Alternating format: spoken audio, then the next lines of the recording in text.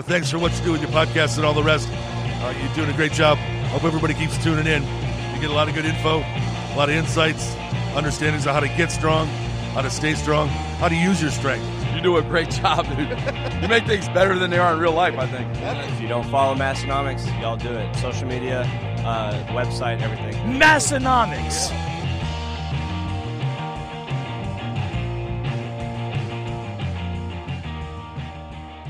Welcome back, everyone, for a very special episode 370 of the Massenomics podcast, the lifting podcast about Nerfin, recorded live on a Wednesday at about noon. Noon crew, represent. Yeah, noon crew, where it all started. We're back to our roots on the noon crew. Not really our podcast roots, though. That's more like lifting roots. Well, actually, our podcast roots kind of do start at about a mid-afternoon on a Sunday. That's true. So not we're quite like noon, the right time. we're getting closer. The right time. Yeah. Okay. It does sometimes feel weird podcasting in the middle of the day, though. Oh, my alertness and energy levels are crazy high. I haven't had life stresses just beating me down all day long. Only like a half day of I've only got a half day of getting my ass kicked. I got a lot to look forward to yet today. Yeah. And we're doing this because we have a special international guest, Big Loz. We'll get to him a little bit later. He's a little bit different time zone than us here in Western Northeast South Dakota, so we got some special arrangements going on. Hashtag daylight savings time, right? Amen. He said it. And then, of course, we're going to, support our supporting members. We're going to play some Has He Seen It? We've got a book update. We've got some follow-up from last week's episode. And also, I just want to tell you guys about something that I've been before you really get there, doing. before you tell us anything, you've skipped one part, though, Tanner. The weather? No, even before that, you skipped the part where you say your name and I say my name. Oh, and my name is Tanner. And my name is Tommy. Okay. Now I can podcast. Something was feeling off there. It was okay. Yeah. My train of thought of what I'm thinking about here that we've been doing that I like so much is, of course, Juggernaut AI. It's the training that Tommy and I both utilize. It's the smartest program. Juggernaut AI is like having the best powerlifting coach in the world with you during every training session, helping you reach your true potential. And who doesn't want to reach their true potential, honestly? Juggernaut AI is the leader in strength, having helped thousands of athletes from beginners to world champions maximize their results and reach their goals through principle-based coaching and cutting-edge technology in the form of the AI app that we have right on our phones. Other things, it just, when you get in there, you get to tell it all about yourself and your goals and what you're trying to do. And then it provides you individualized programming made specifically for your goals.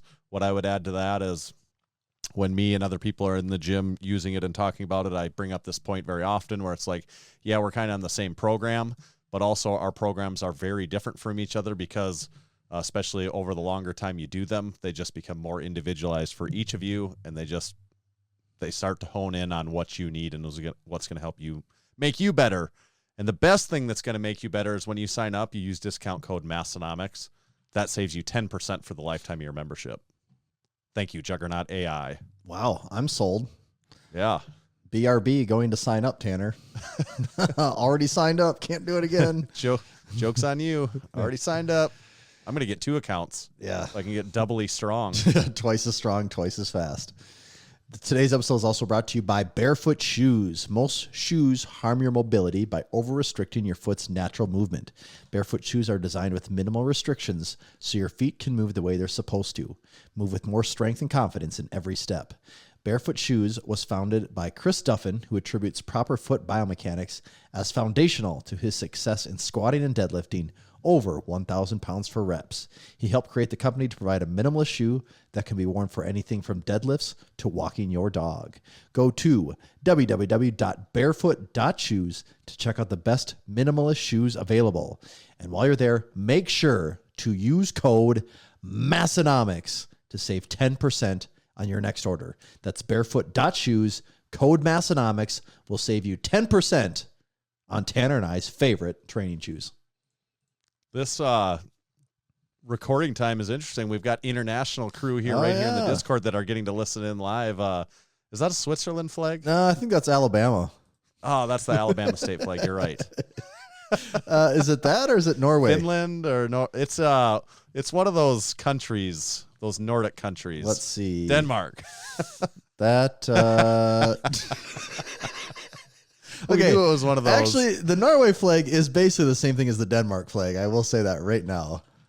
The only difference is the Denmark flag is white. The Norway flag has blue lines in the white. Otherwise, it's the same damn thing, from what I can tell. And if you really get down to it, almost all the flags are the same. Well, they kind of are, yeah. There's only there's really only so much you do. Yeah, there. do you see the difference there, Tanner, between those two flags? Oh.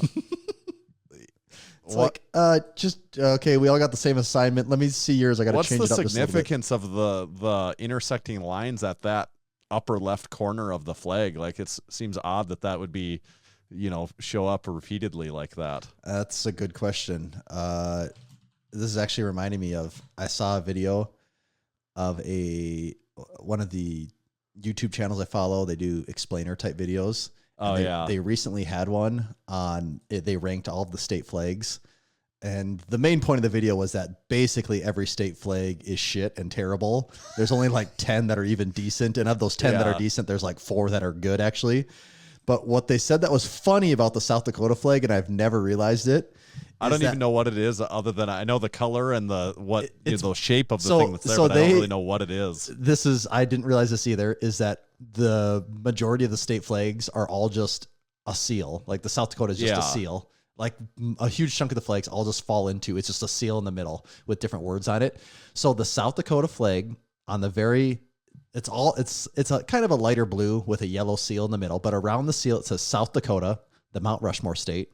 And then then inside that seal, it says State of South Dakota, Great Seal, and under God, the people rule. Okay, so it says South Dakota twice on our flag, which is kind of a weird thing that a flag needs to say the name of your state twice on it. Just in case you missed the first one, we are from South Dakota. The one is so small you basically can't read it. You could also make the argument that the bigger one is also too small to be read when it's on a flag, actually. You can only read it when you're looking at it on a computer, not actually on a flagpole. Well, yeah, I think it stands to reason that when I can't even say what that design, like nothing comes to my mind when I think about the flag other than the color and the shape that's in the center there. Like it's just like, I don't know. It's just like something there. It made me realize that there's a lot of state flags that I don't know. The one that blew my mind, and this still looks fake to me. I didn't think this was real when they brought it up. You should Google the Utah flag. This has to be new.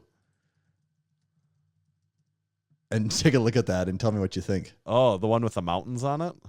And like the beehive in the middle? Oh, the beehive. Yeah, I've never seen that before. Yeah, so it says new. This is new. How new is this? Yeah. It almost looks fake to me. It doesn't seem real. 2020. Okay, yeah, it looks like it is from this year, actually. So that would be why. Not a bad little flag they got going on there. Interesting, huh? They revamped some things, didn't they? They sure did. They made some changes. Speaking of making some changes, I don't know if you can tell there's a different angle of my dangle, but on the live stream, the camera is a little less optimal right now. It's like slightly angled up a little bit more, but what I realized, if I tilt my computer screen up just a little more, which effectively then tilts my live stream camera up a little more, then I can tilt my main camera down a little more and not catch my computer screen. Okay. So I'm getting a little bit better angle on the main footage right now than I've ever gotten before. Not that it's been the wrong angle before, but I think that this is just a touch better. It's more optimal. It's more optimal for sure. So, and that's what we're all about here. Keep tuning in for those incremental improvements every week. Very, very, very incremental. The most minor of improvements that you could almost, in fact, not consider them to be an improvement. Keep them guessing. Tanner, you had some big news in your life this week.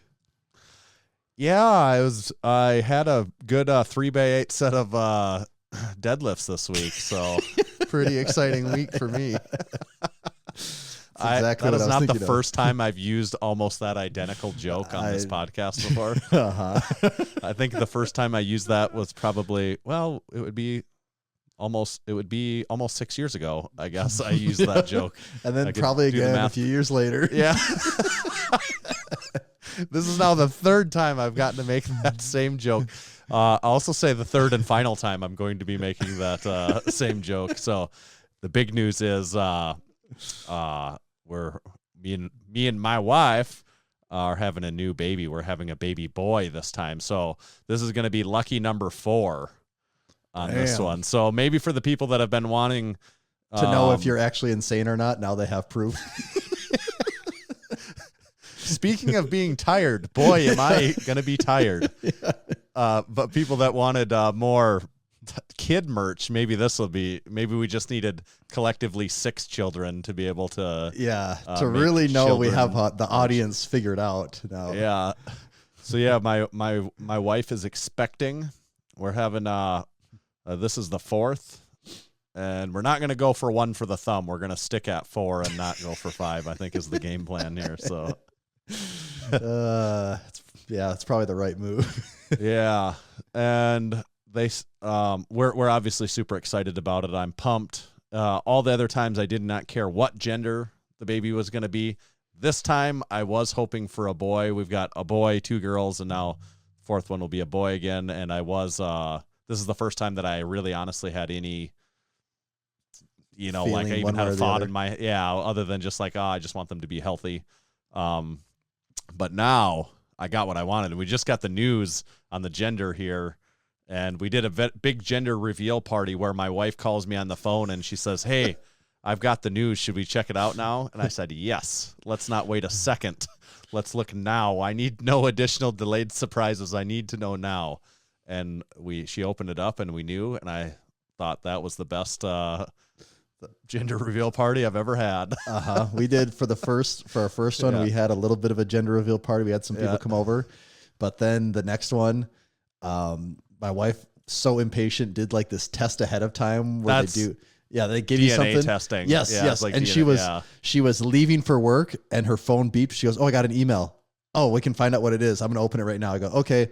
"Oh, we're having a girl." We're like, "Wow, really a girl? We just kind of figured we'd have 2 boys." "Okay, gotta go." And that was it. Like out the door. I gave one of these when she told me. I was like, yes. But I punching holes in all the walls. I was like, yeah.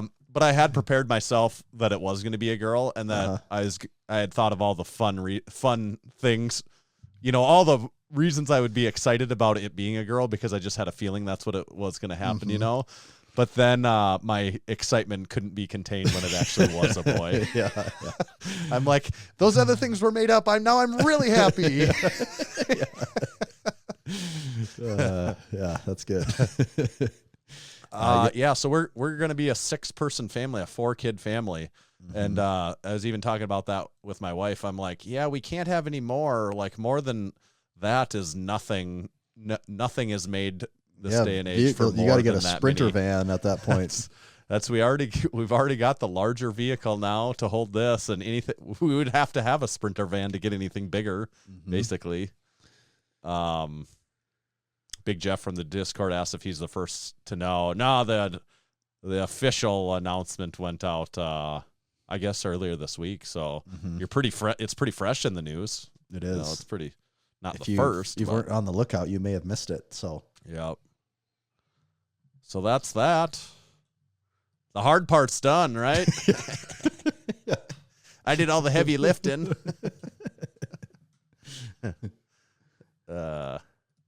Just kidding. Having the baby's probably harder than what I did. Well, we're guys. We could never know for sure. So we just gotta That's assume. true. It's like, maybe it's all, like it's not actually, it's not difficult. Like the whole transformation of your body and stuff. It's not just, actually that big of a deal. It's all just this elaborate ruse to trick men. That all women are in on it. Well, it's something a little more lighthearted, Tanner. I did follow up and get a bag of Takis this weekend. Yeah, I'm very curious about the Takis. I was going to the store to pick up some items, and right at the checkout line, the Takis were sitting there. It's like they were talking to me. And so I got I think it was like sweet chili lime, I believe. And I was pleasantly surprised. They were better than I thought they were going to be. Yeah, were they crunchy? They're very crunchy. Told ya. The flavor's pretty bold. Even for a mass-produced item in a bag, they actually bring a little bit of heat on the sweet chili lime. I just think most things when they say spicy, there's no spice at all. So they did pretty good there. All in all, I didn't need to eat a whole bag. Like Doritos, I could sit and eat a whole bag and not feel too bad about it. I don't know if I need to eat a whole bag of these. That might be a little much, right. But they were good. I could definitely recommend them and see myself getting them again. Big Takis guy. Big Takis guy. Now, if they just got some type of animal mascot, then they'd really be speaking my language. Like Chester the tiger. Like Taki the turtle. Maybe that would be it. The turtle slinging Takis everywhere. The spicy turtle. Yeah. So Takis are underrated then, or what do you think? Probably underrated. I wasn't really in the loop on those things. So as far as my perspective goes, they are underrated. Yeah. We've got a special Has He Seen It segment here. But first, actually, I'm thirsty. Oh. And convenient for me. Yeah, I need more metal things next to my desk. Being made out of a wooden top. I guess the legs are metal, but it's not super convenient to have a drink spotter light down there. Yeah, but I think people have been wondering. They can finally Package rest and relax. Know that my package finally showed up. I got my drink spotter light way back here on the shelf behind the original drink spotter, holding a Strength Co plate. So what did the post office ever say about that package? Where it had been? You know, I had to file a thing online, and I thought for sure when I filed the thing online that I was going to hear back from them in 4 weeks. And to their credit, I filed just the general USPS website. I filed my issue online, and I had a phone call within like 2 hours, which shocked me. Yeah. And they said, "Oh yeah, I'm sure it'll be there tonight." And of course, it wasn't there tonight. And they called me the next day and asked me if it was there. I said, "No, it's still not here." They called me the next day again, asked me if I got my package. I said, "No, I do not have it yet." And they said, "Okay, I'll make sure you get it tonight." And then they called me a few hours later and said, "All right, the package has been delivered." And I thought, where has it been this whole time? Yeah, where was it? We will make sure you get it. And now we called and you got it. That feels like someone knew where it was at the whole time. That is so odd. So I don't know how that worked, but they weren't lying. They said they'll make sure I get it, and I got it. Good. And boy, was I happy with those items. The windbreaker, I've already worn it lots of times. I like it even more than I thought I would. The patch hat, really impressed with the quality on that thing. That's great. The drink spotter light, I've seen them taking all the fun. I just never took one out of inventory, but very happy to have one in my possession. And the patch tees, love them. So all in all, great drop. If you're listening to this and you haven't got in on that yet, make sure you patch tees. Take advantage of that. The one thing about the patch tee, being 100% cotton, you can't just do your laundry and wad it up in a ball and throw it on the floor because they do wrinkle. Yeah. So just make sure you hang or fold that thing shortly after you do laundry. The pocket tee is like a built-in drink spotter, though. It is. I right now have a can in my pocket tee. That's what I was diving into here. What do you got then? I got the black cherry Polar. Cherry of some sort. I got the lime LaCroix over here. I saw that. It looks good. Oh, yeah. Oh, that's the good stuff. Do you think I'm bold enough to put it back in my pocket tee after it's been open? That's really bold, especially being near a computer. Yeah. And near with just expensive electronics. One sip off of it. Yeah. And leaving it mostly full. Yeah. Would you say it just hits different when you're recording a podcast at noon on a Wednesday? It does. You know, speaking of lost packages and stuff and drink spotter lights. Mm-hmm. Remember that time we were in Ohio when we got to the hotel and we had a special package of drink spotter lights there? Did we tell that story? Ever. Did we tell that story on the podcast? I don't think we ever did. I don't think we ever did. That's really funny, actually. Maybe we'll tease that and we'll review that story at the end of this episode. So make sure you stay for the end of the episode. The drink spotter prototypes missing in the mail in Ohio. Our prototype drink spotters are getting our and it was like very close to the final product. Yeah, it was the final product. Wasn't it? It just wasn't the mass. It just wasn't mass produced like these are. It was just they made a couple of them for us quick so we could show them at the Arnold rather than here's your giant order of them. So we'll get back to that story. But first, Has he seen it? We have a special edition of Has He Seen It? Of course, Has He Seen It is where we find out if Tommy has seen it. Usually we ask him about 5, 6, 7 movies from a given year. This week, we are doing the High Bar Lifting Club version of Has He Seen It? It is not a year. These will be from various years, but all revolving around our High Bar Lifting Club t-shirt. Okay. I'm already thinking, how many are we doing? 7. 7. There's 7 High Bar Lifting Club movies. I think I'm going to go 4 here. Okay. 4. I think that's a pretty good guess. You could also call this the 420 version of Has He Seen It that I forgot for us to actually do when we recorded back around 420. Now that we're recording almost a month late. So now it is the High Bar Lifting Club version. Okay. So have you seen it? Dazed and Confused. I've seen Dazed and Confused many times. All-time classic. That's great. I knew that was a yes, but couldn't. And the thing with Dazed and Confused now is, I believe now we are farther away from. Okay, the movie was released in what, like correct, 90? Yeah. What was the movie released in? 93 or 4 or something like that? Maybe even 98. Either way, I think the movie was set in like 77. So the movie was like 20 years out, is about a time 20 years prior. Well, now, even if it was released in the late 90s, we're 28 years on or whatever, which is farther than that. So, which is a very funny thought. Big David said 1993. We already had it on the list. Yeah. We've done this one before. We've literally done this one before. Okay, so and we probably had that exact same conversation that we just had. I think we did. I think we've had that exact conversation a few different times on the podcast. Probably. I think so. I think we have. Yeah. That was just warm up, though. We needed a softball, right? That's right.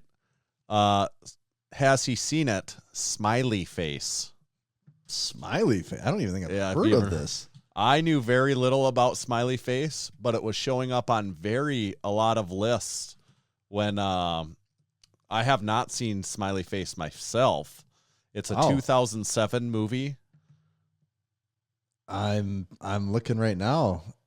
Anna Faris, John Krasinski. I don't even remember seeing the cover. Usually a lot of these, if I haven't seen it, I can look up the cover or the poster and I remember seeing that before. I don't even remember seeing this ever. Yeah. A young actress unknowingly eats her roommate's marijuana cupcakes. You can only assume the kind of crazy, zany antics that follow that situation. Hilarity ensues. Yeah. Interesting. No, I could see how this would be a funny one, though. So I have not seen that either. I kind of figured you hadn't, but I'm like, maybe this is one of those movies that I just don't know shit about, and it's even 2007. That's like when we're going to college. It seems like that would be one that would just people. I love college. Yeah, you'd be listening to your Asher Roth, and someone goes to get the DVD out of the cheap bargain bin at Walmart for $5, and it feels like Smiley Face would be sitting right there, but don't remember. Has he seen it? Half Baked. Oh yeah. Half Baked. Actually, have we had this one on here before? We've maybe done Half Baked before. I'm trying to remember. I can't say if I've ever seen. If I've ever actually seen Half Baked all the way through. I don't know. I've seen so many parts of it so many times. I don't know because it was always on Comedy Central back in the day, like nonstop. You're thinking of the Dave Chappelle show. Yeah. I'm not sure if I've ever just sat down with the movie Half Baked and just watched it, but I've probably seen all of it on Comedy Central in various portions many, many times over the years. Okay. Has he seen it? We're the Millers. This is maybe the newest one on the list. Yeah. What's his name? Jason Sudeikis. Yes. This was just on TV not that long ago. This one's funny. This is the No Regrets guy, right? I've never seen this. Oh, you haven't? Nope. Oh, yeah, this one's funny. Not really. Well, let's say not really much of a stoner movie. I kind of get the tie-in here. I do know what you're talking about now, but it is funny. It's a funny movie. If you haven't seen it, I'd recommend it. I think you'd like it. The cover just looks like every Jennifer Aniston movie that she's made to me in the last 10 years, where I'm like, these are all the same movie, I think. But it probably is still good. But that's just my first thought when I saw the cover. Yeah, this one was entertaining. I think you'd like it. Okay. Has he seen it? Ted. Yes, I have seen Ted. Ted, that's With the bear, teddy right? bear one, right? Yeah. Yes. And what's his Family Guy? Yeah, the guy Seth, that makes Vinny. McFarlane. Seth MacFarlane, right? Yep. Said Todd McFarlane, but that's the Spawn guy, isn't it? Yeah, Seth MacFarlane. Yeah, Mark Wahlberg, Mila Kunis. That one's good. Well, this is going to be a pretty good run for you on the High Bar Lifting Club version, I Well, think. see, actually. the thing is, most of these movies are relatively new, you know? Yeah. If you picked a bunch of stoner movies from the 70s and 80s, it Right. might not do as hot, but Right. for the most part, these are all relatively new movies, so that's usually where I do better. Has he seen it? Pineapple Express. Oh yeah, Pineapple Express. That's an all-time classic. That's so good that I remember Pineapple Express for several reasons. One, because the trailer had, well, one because I've watched it a ton, but the trailer had MIA. What the hell is that song? Why can't I think of it now? Paper Planes or something? Paper Planes. There you go. Yeah. And I remember thinking at the time, this is the coolest sounding song ever. Like, what's going on here? And then to find out the song's by Diplo, and then years go by, and Diplo turns into one of my favorite guys to listen to. But yeah, Pineapple Express, it's so funny. There's so many classic one-liners in there. It's just so dumb. And that was when 2008, right around there, is when you really start getting all those really stupid Seth Rogen. What's the hell's his name? The guy with the long hair in the movie. Why can't I think of his name? Franco. Yes. Seth Rogen, James Franco, like all of them. You get that whole, they had that run for a while where they released a lot of really funny movies. So yeah, Pineapple Express, all-time classic. Good one. Then last, not least, you're sitting at 5 for 6. Only one you haven't seen so far is Smiley Face. Last but not least, How High? Is that with Method Man and Redman? Yes. Yes. Yes, I have seen this one. That is correct. That is the right movie. Yeah, I remember my buddy had this. I remember going in high school after school one day to his house and watching this one. Yeah. And I don't remember a ton about this because it was so long ago, but I do remember watching it then.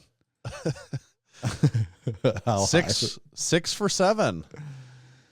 Yeah, you had the one curveball you threw me. I would have I guessed thought- maybe you hadn't seen We're the Millers because it's pretty new. Yeah, no, I got that one. And I then thought you were I gonna throw thought in Ted some could have Cheech- been 50-50, and the other Yeah. ones I thought you'd probably seen them all. I thought you were gonna throw in some Cheech and Chongs on. I me. thought about it, but those are pretty old. We've never really gone that far back on stuff. Yeah, and I have seen. And then anyone actually tell, because there's multiple movies, right? No one would know. The other ones I could have put in there is like, what are the Jay and Silent Bob, or like prior to those movies, like like Mallrats or right. Clerks. Right. Those, and I have seen most of those. Looking what else is on this list here. I just typed in, probably saw the same thing, like Big Lebowski. Yeah, I've seen that. Fast Times at Ridgemont High. Oh, I thought you were going to say Harold and Kumar too. Go to White Castle. Yeah, that would have been a good one too. That I one guess. is, I've seen both of those. Is there just two of them? White Castle and Guantanamo Bay. That's all that I'm aware of. Although Those there are could be both other very worse funny. ones. Yeah. Those are both very funny. Seen those a lot. Tenacious D. Seen that. All the scary movies. Those are really good. Fear and Loathing in Las Vegas. I've never really seen that movie. I've seen parts of it, but never the whole thing. Super Troopers. Classic. Dude, Where's My Car? Oh, I love Dude, Where's My Car. That movie's so funny. And Grandma's Boy. Did you ever watch Grandma's Boy? That's with the skinny guy, right? Like they're really They're making the video game, and like Nick Swardson is in it. That one is. I gotta look at the cast of who I'm thinking. Yeah, Alan Covert. That's one of the guys I was thinking of. Yes, is it because like they're sitting on the couch? Who's Joel David Moore? What does he look like? He's the guy that wants like the robot legs. Yes. Okay. He's like the bad guy. He's their boss, I think is what he was. Yeah, Alan Covert. I did not know that actor's name, but he's very recognizable to me. Why can't? Oh yeah, he's in a lot of those. Right. Adam Sandler movies. Yeah. But did you know that guy's name? Like, have you heard that before? Alan Covert? No, I would have never guessed who that was. Yeah. And then same thing that Peter Dante is in a lot of those movies too. He's usually just the same guy in every movie. He is. In The Waterboy, he's the guy that yells the things in the crowd, right? Like, is he? I can't remember if that's who that actually was or not. I believe it because that's the type of character he usually is. Or am I thinking, well, I guess I'm also getting confused with Rob Schneider, because isn't it Rob Schneider in Waterboy? Yeah. Yes. Oh, no. Peter Dante is one of the players. He's the quarterback. He's the quarterback. It's been so long since I've seen The Waterboy that I couldn't tell you. Yeah, that's right. I think that's right. Yeah. But Grandma's Boy is a really funny one. That one's good. So has he seen it? Today the answer is yes. He's seen it. Also, Tommy, have you ever seen Supporting Our Supporting Members? I think I have. But why don't you refresh me? Yeah, it's a segment we do every week where we have these members that choose to support the Massenomics podcast. You could also do it too if you're not already. Go on our website. It's what's the URL for that, Tommy? Massenomics.com/join. Yep, that's it. You can go right there. And you'll see our different membership options. You can get signed up, become a supporting member. We'd love to have you join the supporting member team. And so would the other of hundreds of happy crew members. Absolutely. And why would you want to join, you might be asking? Well, because it's basically Perk City. I would actually answer your question with another question. Why would you ask such a stupid question? Now, that's a good question. That is the good question. Well, if for someone, it's not me asking. I'm just asking on behalf of some of the idiots out there that might be asking. Right. Hypothetical here. Yeah, the hypothetical idiots that don't know why they would join. You could get a bunch of perks. Like there's a discount code out there for the new supporting members. You get access to our very active online Discord community. You can listen along live each week to the Massenomics podcast, like only supporting members can. You get early info on new drops. You get early access to new drops. And sometimes we just send surprise gifts that only supporting members get. And every week we choose to give back to the supporting members via our supporting segment, this very segment. So this week we had Big Jeff, who I think might even be listening along live today if he didn't get drug out to a important financial planning meeting. I think he said, what's it, the Fed's announcement today? Is that what? What Big Jeff, are they raising rates again today, or what's going on? I feel like that was what he's hinting at. Okay. But anyways, more importantly than the Federal Reserve and interest rates or anything like that, Big Jeff did a powerlifting meet this last week, and he totaled, well, first of all, he went 9 for 9, and he totaled 1202. He did that via a 397-pound squat, PR, 314-pound bench, PR, 491-pound deadlift, PR. So it ended up being a total PR for him of 83 pounds, and this was after running his Juggernaut AI program for 24 weeks. So it sounds like Big Jeff kind of crushed it, right? It's almost too easy when you're Big Jeff. Yeah, the Federal Reserve is probably also going to be announcing Jeff's powerlifting meet numbers, right? I see they've raised interest rates by 0.25%. Boy, I'd hate to be in the market for a house right now. That's me. I'd hate to have a job where every time the Fed raises rates, I have to go do like an extra bit of work each day every time they do it. And then like they do this like 5 times a year now, and they used to never do it. And now I feel sorry for that sorry sucker. That I like, stop doing that. Stop it. Stop changing things. No more changes. Why can't everything just stay the same forever? Forever. Right? Just never ever change anything. You know, I would like it best. That actually reminds me of something. Did announce Jeff's numbers. So. Yeah, that'd be good. I remember a teacher in high school, and he was, one of the older guys that was kind of like the, not like the real, lovey-dovey, like the real, like give it to you straight kind of teacher. And I remember him saying one time, he goes, I'm going to tell you guys something, and this will be, I can't remember how he prefaced it, but basically saying like, this will be one of the hardest concepts for all of you to understand. It's like, a real challenge here. What do we got? And he said, people hate change. He said, There's nothing that adults hate more than change. So if you can handle change, life's going to be a lot easier. And I remember thinking like, seems a little dramatic, man. Okay. What are you talking about? Yeah. You old kook? Whatever. Yeah. People hate change. And boy, the older you get, you realize, God, people will do anything they can to fight change. To fight change from happening. Yeah.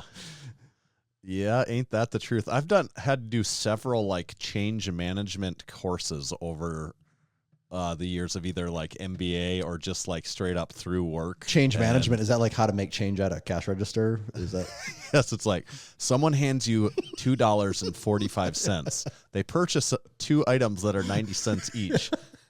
And there's a train leaving Western Northeast South Dakota. And all you have is 9. Sacagawea dollars. What do you do? Were Sacagawea dollars the gold ones? I think so. Weren't they? Is Sacagawea the correct pronunciation? I think it is not, right? No, I mean, that's what everyone says. Yeah, but I believe if you go more into how that it's language, like Sacagawea. Yes, that sounds much more correct. I think yeah, it's like but everyone Milwaukee. says, No, Milwaukee, Algonquin for the good land. Yeah.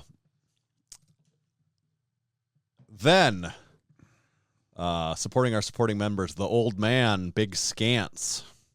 He competed this last week in a strongman competition. It was at Brunswick's Strongest in central southern New Brunswick. And he finished second place in his category. I assume that category was men of the ages, all men born in the 20th century. Yeah. All high-performing males. Yeah. And other old jokes to go along with Scance. Insert old person masters jokes here. So congrats to Big Scance. Yeah, congrats, guys. Our special guest has entered the waiting room, Tanner. Oh, okay. Perfect. Should we get the show on the road? Yeah, should we? Do you want to do a couple ads then, or should I do an ad while you can do one because I got to remove some people here. I'll do an ad while we're working on that then. Perfect timing because I did just want to talk about SPUD Ink straps. You can head over to spud-ink-straps.com. SPUD Ink started because the lifting straps available at the time were not tough enough to handle the daily punishment that comes with training as a powerlifter, or that could easily fit in your gym bag.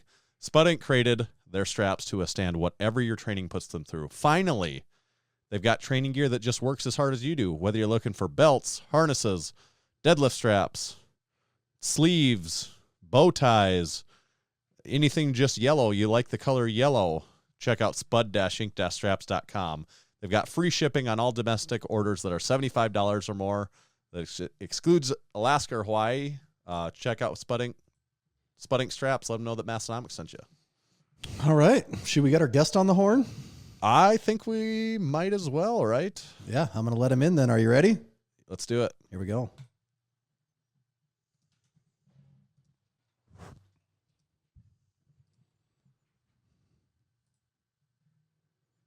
And muted. Can you hear me, guys? Yes. We can hear you now. Do you got us, Big Loz? I can hear you. Yeah, no worries. Excellent.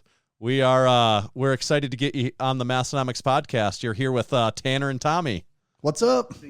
How you doing? You both good? Yeah, we're good. We'll roll right into it if you're ready. I'm ready. Yeah, let's go. We won't save any of our really good commentary for not recording. We'll just be recording right away. No problem at all. We are very excited to get you on, and we're getting you from all the way across the pond. So a special international guest this week for us. Yeah, just had a few problems getting on with my wife was having some family over. I didn't realize, and so thank you for delaying an hour, but we got us on. That's the main thing. Hey, we've both got wives and kids too, so we understand how they're always trying to keep them happy. Yeah, we know how a fluid schedule is just the expectation. Busy enough, but when it comes to the kids and birthdays, you've got to keep the wife happy. So. Yeah, that's always your safest bet. We have, we always prepare a list of things that we want to talk to people about, and we've got a really long list of stuff with you. There's a lot, you've got a lot of exciting stuff going on, and we probably won't get to everything, but we'll just get started. And the most relevant thing right now is obviously World's Strongest Man just wrapped up. You're wearing the SBD World's Strongest Man t-shirt right now, and you're coaching several athletes there. A couple highlighted ones, Big Bobby Thompson, of course, and then some guy from Canada that happened to do all right this year too. So what's this guy all about, eh? Yeah, so it's really interesting to me, you coaching all of them. Do you feel conflicted at all? Like what do you feel when you're coaching multiple athletes that are competing against each other, especially at the level of World's Strongest Man? It's quite interesting because when I coach anyone, whether it's the World's Strongest Man or a complete beginner, my focus is always for them to concentrate on themselves and get better. So whether you're the World's Strongest Man, you're a complete beginner, the focus should be you progressing as an athlete. And that's what I try and kind of enlist into all my athletes. And I try and kind of put into people's mindsets, because so many people jump into sport or whatever it might be, lifting, football, swimming, athletics, whatever it could be. And they're like, I want to be the best. And the reality is a very, very small percentage of people are going to be the best. And if you kind of jump in with, I want to be the best as your only goal, 99.9% of people are going to be very disappointed.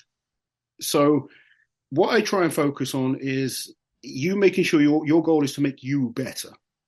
And, that's one of the great things I love about Mitch is that he enjoys that process of bettering himself. He is a freak of nature. He's an incredible athlete, just unbelievably godly, gifted, genetics, very smart, very, talented. But he understands that him getting better is all he can focus on. And that's always the goal. And I've got beginners that won't focus on just getting better. They're like, oh, I can't compete until I'm winning this competition or until I can do this many reps on something. And I don't believe that's the attitude to have. I think if you can go to a competition, hit a load of PBs and come away and learn from it, then you are progressing. And then you go away and you try and aim to get better. So with everyone I coach, whether, it's beginner or not, we focus on the same goal. Now, when you've got, multiple athletes in a competition, you're going to have athletes of differing ability. I had Mitch, who was a legitimate contender. Bobby is also a legitimate contender, but we knew for Bobby, the heats would be a problem with the stones because that's an event we're trying to really bring up. And just the way World's Strongest Man is, I mean, if it was just a flat-out competition between the 30 athletes, he would have been 5th after 5 events. So he's an incredible strongman with one slight weakness, which happens to be the most important event at World's Strongest Man. So it's a really frustrating competition for Bobby. I think realistically, we've got more chance of winning World's Strongest Man with Bobby than the World's, winning the Arnold, sorry. And that's something he's kind of got his eye on.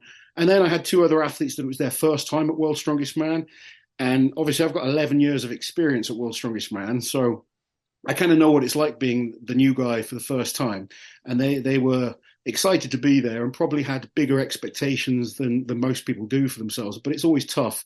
And that first experience of Worlds is very much a learning curve. So for them, it was about getting stuck in, trying their hardest, proving they deserve to be there, and then we'll go away and work hard moving forward. But it's always tough when you've got, like say at the Arnolds where I had Bobby and Mitch on the podium. That's a tougher one because you've got 2 athletes fighting, for the top spots. But like I said, it is literally, I'll try and help you get as good as I can help you be. Then it's up to you on the day to fight to win and beat everyone else. So I don't find it too conflicting. I wouldn't want 10 guys in the final, but having 2 is nice. Yeah. Yeah, and I suppose you don't get to pick favorites then. It'd be like picking your favorite kids, as we like to say then too. So absolutely. There's no favorites, it's you're trying to get the best out of everyone, whether it is a Mith Hooper or, a new guy that's just got into the sport and wants to progress. I get as much out of that.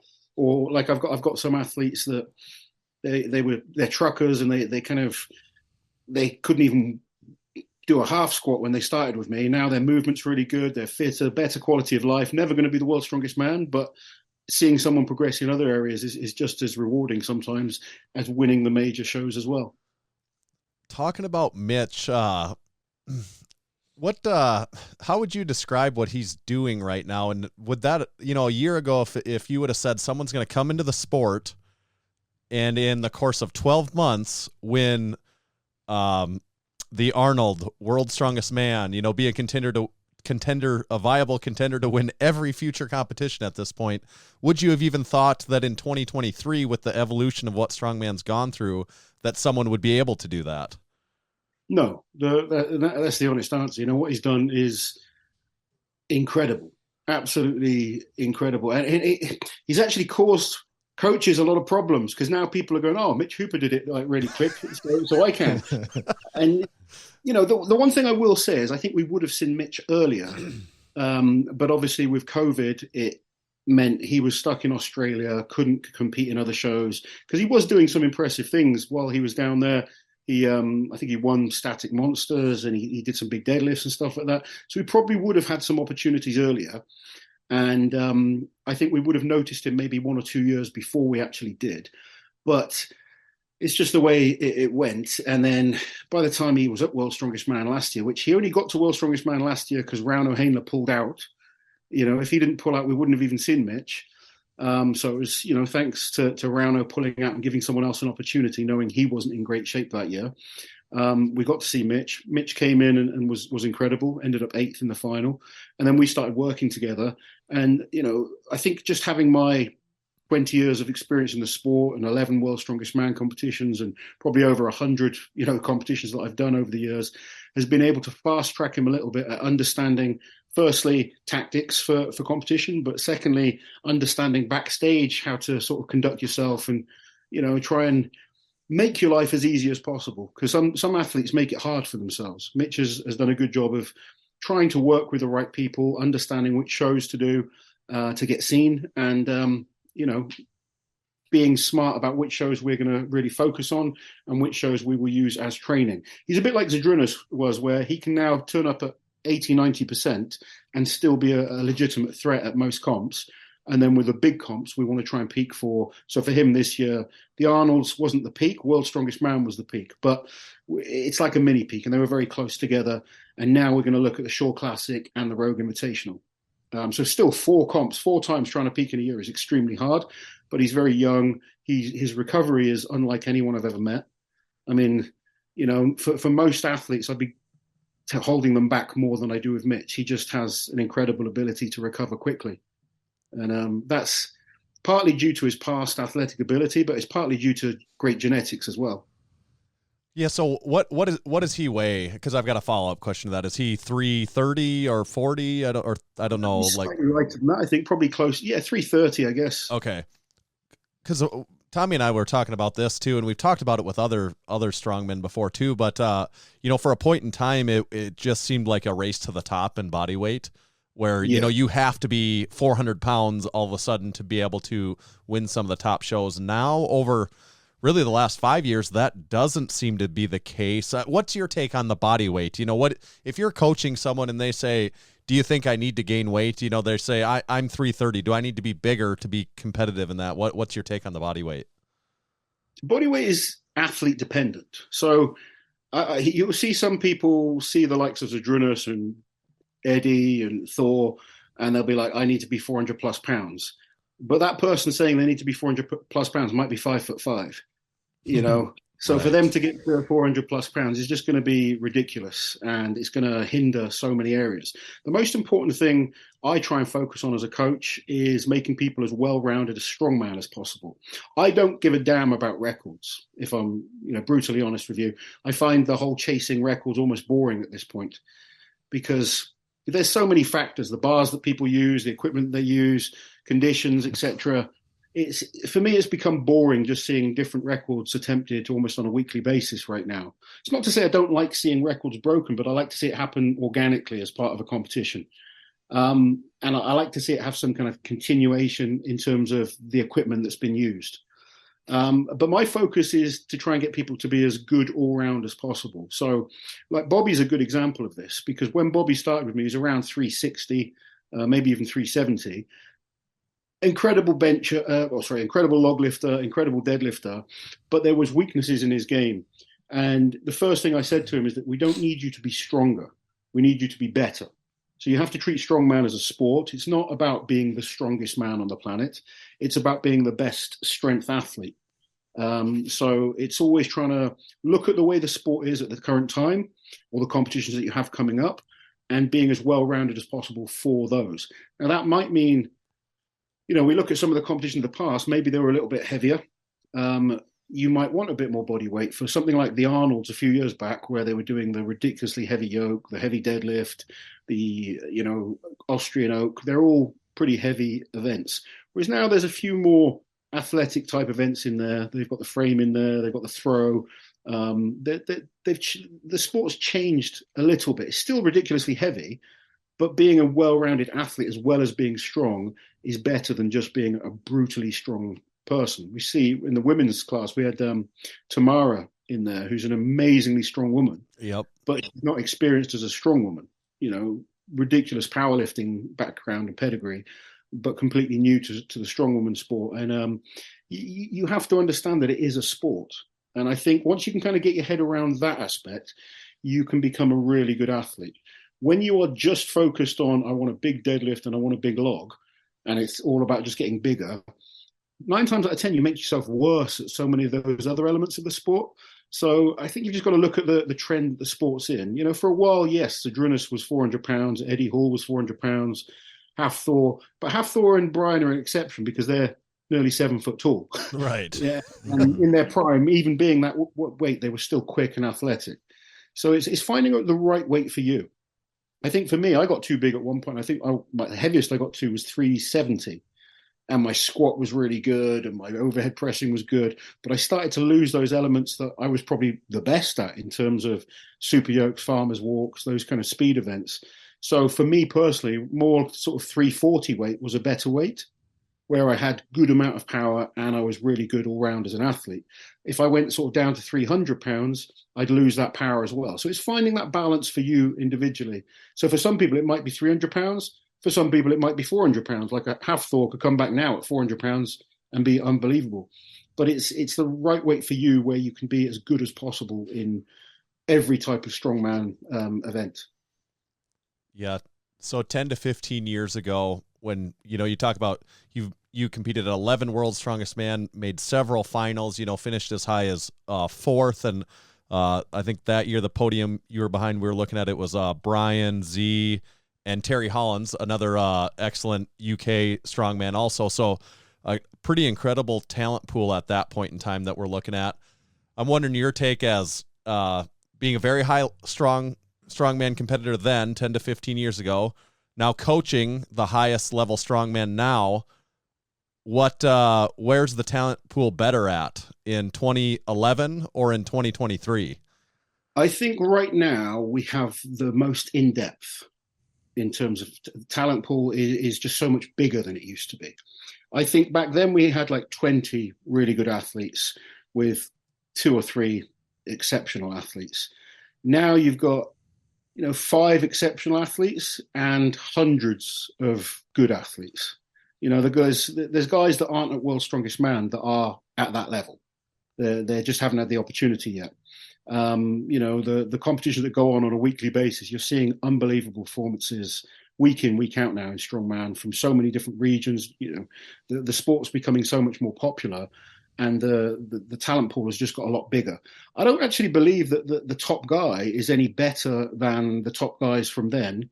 When you look at, if you compare what they did, even if you compare what I did in my prime or Terry Hollins did in his prime, we'd still be competitive now. But there's just so much more opposition. So if you have a slightly bad day, you can look terrible at World's Strongest Man. I mean, we saw it with Kilishkovsky. Kilishkovsky had a bad week at World's Strongest Man, and he looked terrible. But he could come back. I know he was second at the Arnolds a few months ago. He could come back in a few months' time and win the Rogue Invitational or something like that. So that's the kind of position that the sport's in. You cannot, you've got to stay at that level. If you just drop a little bit, you look very, very average. And it's harder because of that, because there's less opportunities to show how good you are when there's so many good athletes. Who do you think is the best UK strongman of all time? Oh, that's an interesting question. I guess it depends how you look at the best. I mean, some people might say Jeff Capes because of kind of when he was involved. He's a pioneer really, of it. Yeah, sure. Pioneer. Kind of, none of us would be doing it if it wasn't for people like Jeff and Kaz and John Paul Sigmason. They really made the sport popular. He's also won more international shows than any other British athlete. I've won the second most of international shows out of any other athlete, but I never won World's Strongest Man. I won a European title, I won a world title, just not World's Strongest Man. Obviously, Eddie Hall, what he did, breaking the deadlift record, and I guess how he's helped the growth of the sport and brought more people into the sport has been huge. But guys like Jamie Reeves was unbelievable. Gary Taylor, we've had so many great strongmen. And now we've got Tom Stoltman, who's been top 2 at World's Strongest Man the last 4 years in a row. He puts his name into that kind of category. I think Terry Hollands is an incredible British strongman. You think how many times he made the final. He's someone that I looked up to when I came into it. There's a lot. Mark Felix, again, maybe Mark's a bit different because he hasn't won as much and he's not kind of been on as many podiums.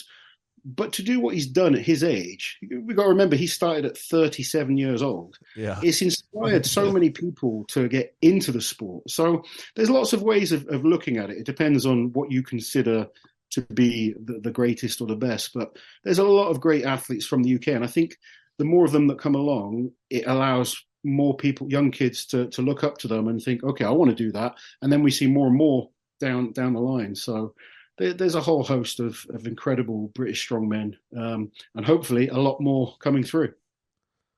Yeah, British strongman, it always seems like kind of a cooler culture than the American strongman culture. For some, I don't know how to put my thumb on that, but it's part of it is you have a fraction of the population that we draw from, but still have just as many competitive athletes in the top pool. And then also the way the arena shows, the history of the arena shows that you have there. And I think that's something that, we're chasing here and maybe building towards a little bit, Brian with his and what Rogue is doing, it's getting closer to that, but it's just, it seems like among the population of people that aren't actually competing in strongman, it has to be more of a fan sport than it is here, because our fans here are people like us that have, recreationally competed. Oh yes, I like to go to the gym and compete. And so that's why I like the sport. Not that I'm looking for something to watch and, this is cool, Yeah, I think one of the big advantages we have in the UK is we're a much smaller population, but we're quite densely populated. So in terms of the distance that a fan would have to drive or travel is much less than you guys. So we have maybe 6 Giants live shows a year, and really from anywhere you can get there within 6 hours.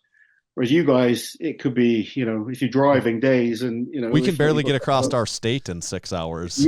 Yeah. Well, Ohio for the Arnold, that's 20-ish hours for us, Tanner. And then we were talking about going to the Shaw Classic because it's close, and that'll be about 11 or 12 hours. Yeah, it's so much further in distance for you guys, so it is harder.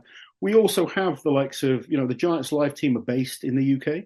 So that's been huge, just having them be able to put these big arena shows on. And because we are a smaller nation, people can get to the competitions much, much easier. And I think having a few athletes do well has helped as well. And the sport has boomed a lot recently. I mean, I notice it in the States, the UK, all over. The sport is definitely more popular than it used to be. Because no one had a clue who guys like me were 10 years ago. More people know me now since I stopped competing. Yeah. But it's, some people don't even know that I used to do strongman. Oh, you're the guy that does the commentating for the strongman, which is always funny. But yeah, it's definitely growing, and the Giants live team have done a huge, they're a huge part of that. I think social media is a huge part of that. So guys like Thor doing well, Eddie Hall doing well, Brian Shaw, etc. They've all really helped. And now I think CrossFit's helped as well a lot, because CrossFit allows people to try strength training and suddenly think, okay, I don't like all the fitness side of stuff, but I like the strength stuff. Oh, look, there's heavy CrossFit. I'll go do strongman. So that's definitely helped. It's got more people having a barbell in their hand and realizing that they like lifting. And then you kind of transition from CrossFit over to strongman. So that's helped. I mean, when I started it, you had maybe 2 women that competed in the UK. Britain's Strongest Woman. Now you've got competitions every weekend that have women's classes and they're full. And, it's great to see that growth across the board in terms of weight classes, gender, age groups, etc. There's a lot more people lifting, doing strongman on a weekly basis. And that's helping the sport grow as well. Yeah, we talked about all your, that you've done a lot of international competitions over your career. And no doubt, I don't know which World's Strongest Man brought you where, but no doubt you came to the United States quite a bit for competition over the years. What would you say was your least favorite part when you have to travel over here, come into the United States? What anything that sticks out to you that you really dislike or that makes it a pain when you were coming here? I love coming to the States, but I hate coming to JFK because it takes hours to get through the airport. That's always a pain. But I genuinely love being in the States. I guess the worst Worlds for me was actually 2011 in, I think it was North Carolina, because we were just in a university, and between events we were just led on the floor in the cafeteria and stuff like that. So in terms of World's Strongest Man experiences, that wasn't the best. But I genuinely love coming to the States. I was in Texas last year for the Rogue, last 2 years for the Rogue Invitational. Love coming to Texas. Always love going to the Arnolds.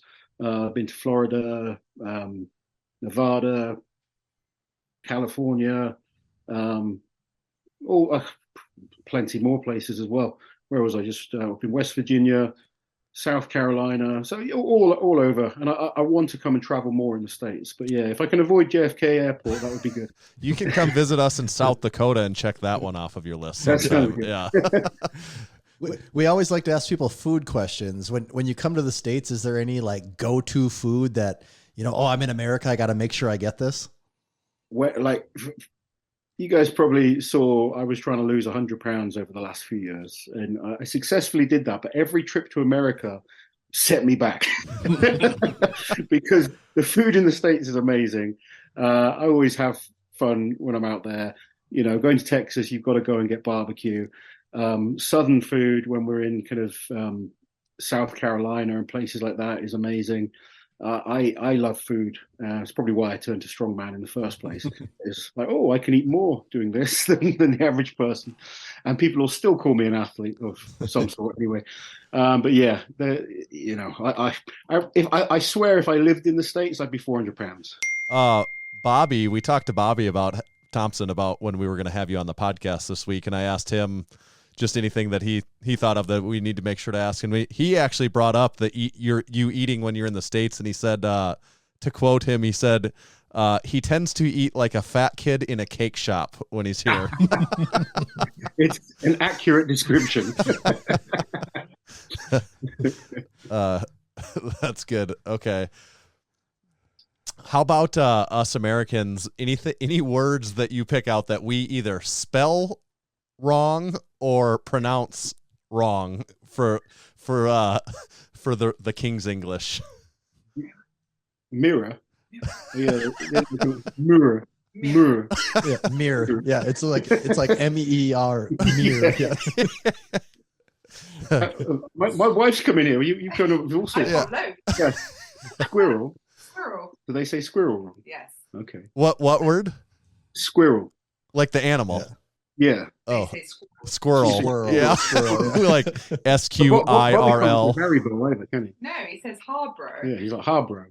But it's Haribo. I noticed Also, you had typed it was an Instagram caption and it must have been weight and you said tons, and I thought why has he got all those extra letters in the word tons? Yeah. Yeah, they remove letters. Yeah. They always remove the U. You just like to simplify. That's all. Yeah, Use are out of everything. I Those love are it allowed. because you guys actually speak English. You don't speak American. You speak English, but you tell us we're doing it wrong. Yeah, that's pretty American way of approaching that. I think. I have a really bad habit though of trying to sort of just blend in wherever I go, and it drives my wife nuts. So like if I'm in Eastern Europe talking to people I start talking in broken English With an accent. with a slight accent as well. I just adapt to the environment that I'm in. Yeah, my favorite is when I hear British, some like Pa O'Dwyer, funny character. He can do a pretty good Kaz impersonation. I love hearing a British person doing an American accent, and I'm like, oh, it sounds so funny. It's like their accent went away. You know, it's just a funny thought to me when he can do a pretty good Bill Kazmaier though. He's got some good impressions, definitely. He's not very good at me and Liz though. He's tried to do us. He's not so good, but he is good at some people. So he's got some work to do still. When you were competing, who did you like competing against the best?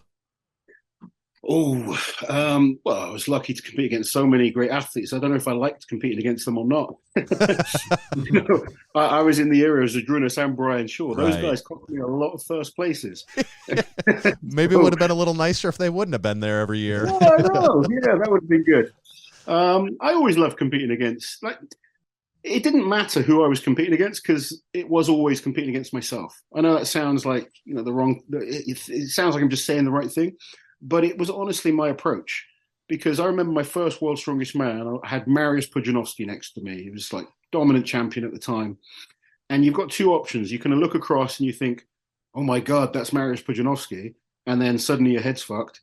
Or you focus on your lane and do what you're there to do. And the first event was loading and we ended up on a photo finish.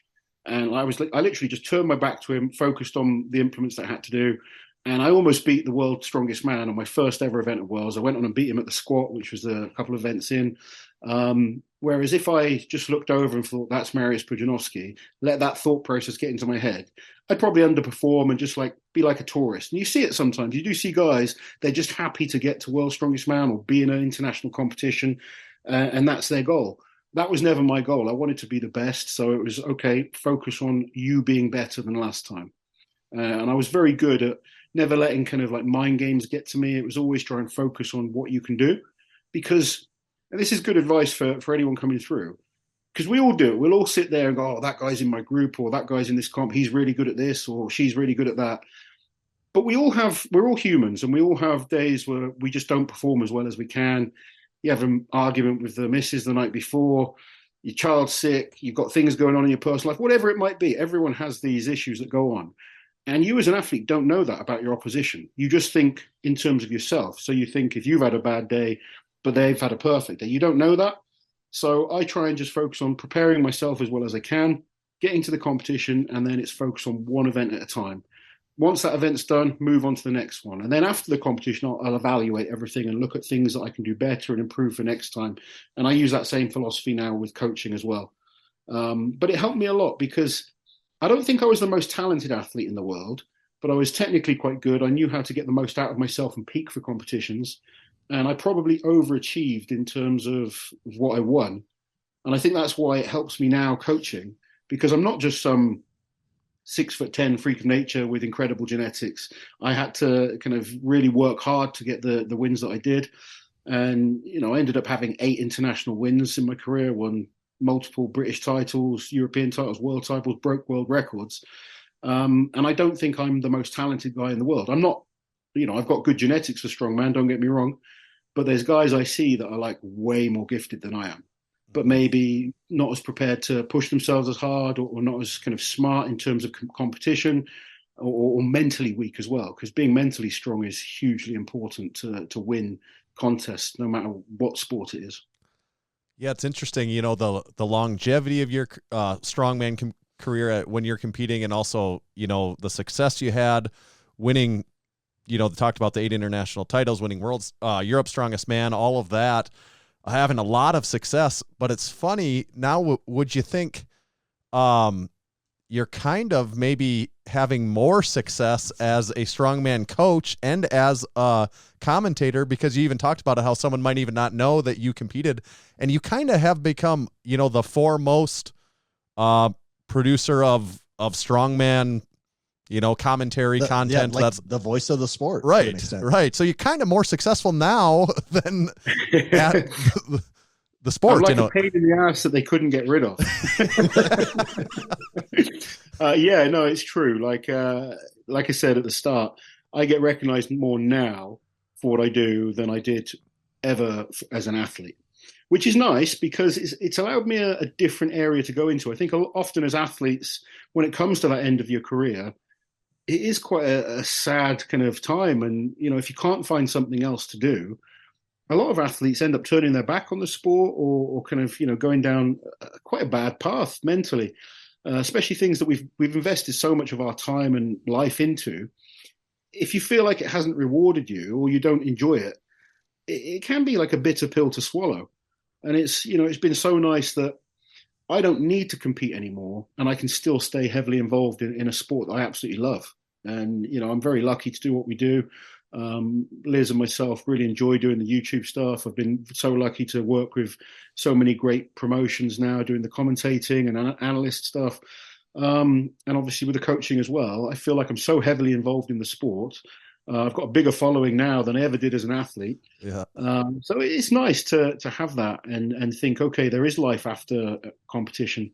And it's now I'm thinking of doing like a masters comp this year, but it's just for fun now. I don't have to put that pressure on myself and think, I've got to win or, I've got to do it as a pro, I guess is the right word to use. I can just pick and choose shows. I can do it for fun. I don't need to kind of go down the route that I would if I was trying to do it to make money and stuff like that. So it's nice. I can train with my athletes. I can push them. A couple of guys that are my regular training partners. One of them I've been training since he was 15, and I believe he will get to World's Strongest Man one day. And for me, that will be a huge achievement. To train someone from complete start to get to World's Strongest Man, that will be huge. And I genuinely believe he will get there in the next few years.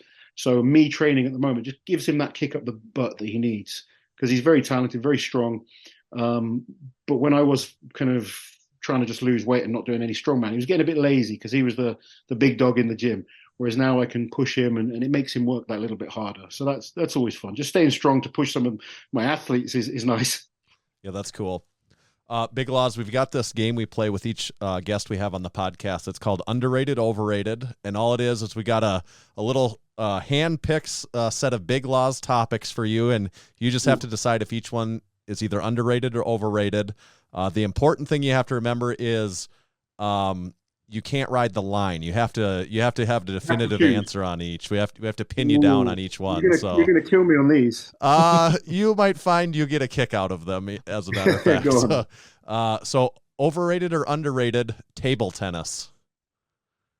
The sport or me at table tennis? The sport, I guess. Maybe we'll go with It's underrated. Yeah. Underrated. And then what about you? How good are you at table tennis? Well, these days, probably overrated.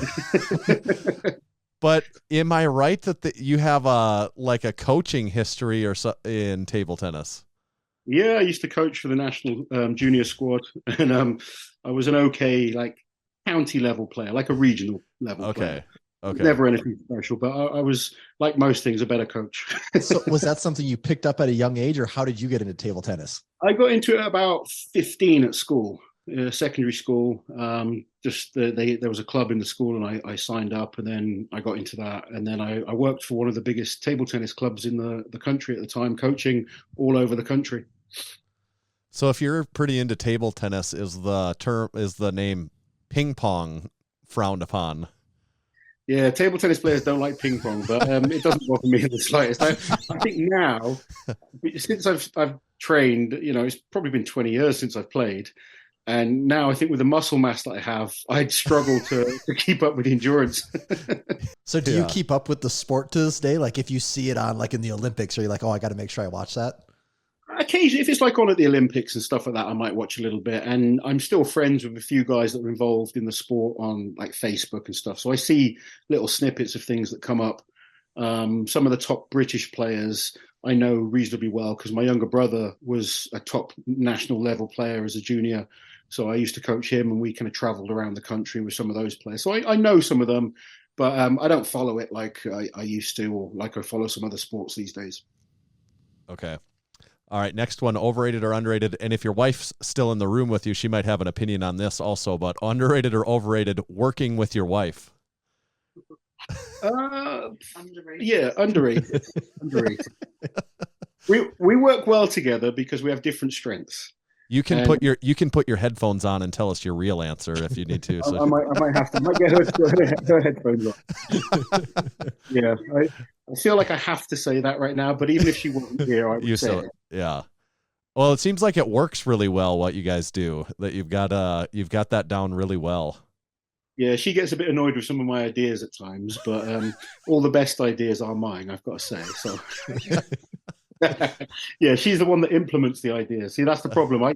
If it was left to me, it would be terrible. The videos would be crap, and there'd be no quality to them. But she's good at that side of things. That's cool. Overrated or underrated? King Charles. Overrated. You won't get kicked out if you say that or anything, right? I'm sort of in that neutral area where I don't really care. But it's nice when you see positive things like the country coming together this weekend and stuff like that. But I think some people waste their life kind of following the royals and stuff like that. And for me, I'd just rather get on with my own stuff. The thing that always blows my mind is the American culture wanting to follow the royal family. I don't get that part at all. I can get it if it's your country following it, but Americans that love it, that one always blows my mind. There are people that are so passionate about it as well, including family members of mine. Wow. but when it comes to me, I'm just so focused on what I enjoy and what I like. I live in a bubble, and I try and remove everything else away from my bubble. I'm happy in my bubble. Once I kind of go beyond that, there's too many things that try and bring you down or just waste your energy. So I'm happy in my bubble, and I keep everything else out of it. I think that's a pretty good philosophy, and some people could be better off to Lots approach it simpler in life that way. Yeah, yes. It definitely is. It keeps me happier. Sometimes knowing too much is not a good thing. Yeah. Last topic on overrated, underrated, and the last one's usually worth all the marbles. So, overrated or underrated, deal or no deal? Oh, Deal or No Deal is definitely underrated. That was a great show. So, for anyone that doesn't know, you were on Deal or No Deal, correct? That is correct. Yeah. So, was it? How long ago was this that you were on the show? Oh, how long have we been together? 11 years. About 13 years ago. Okay. About 12 years ago, I guess. Yeah. It's a while ago. So did you win? Like, how did the show go? I won £20,000. Okay. Which is cool. I got the most I could out of my game, and then I bought a house with my ex, and now she has the house. And I said bye to my deposit, but just no such thing as a free lunch. At least you have the fun memories of the show still. Yeah, Nobody can take exactly. that from you. I think someone actually just put it up on YouTube recently, so it can be seen on YouTube. Because I hadn't seen it for years, but I think if you search for it, you can find it. Because you picked the host up and after you win, right? Yeah. Yeah, that's fun. How did you get on? What was that process? I just applied as a normal person back then. Like, there was no.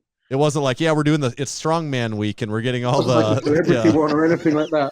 No, it was literally, I'm trying to push Strongman and become like as good as I can be at Strongman. What can I do to avoid putting off a job for as long as possible? Right. I can probably do this game. It seems pretty simple. You just have to stand there and say yes or no to an offer. And I went and applied to get on the show, and they liked me, and I got the call up. It took about 6 months, I guess, from the process of originally applying to get on and then being on the show. But it was cool. It was worth it. It got me another year of training for Strongman. Yeah. Okay. That wraps up the overrated, underrated game. Good news, you passed. You did very well. And as we were just as I thought they might be. Yeah.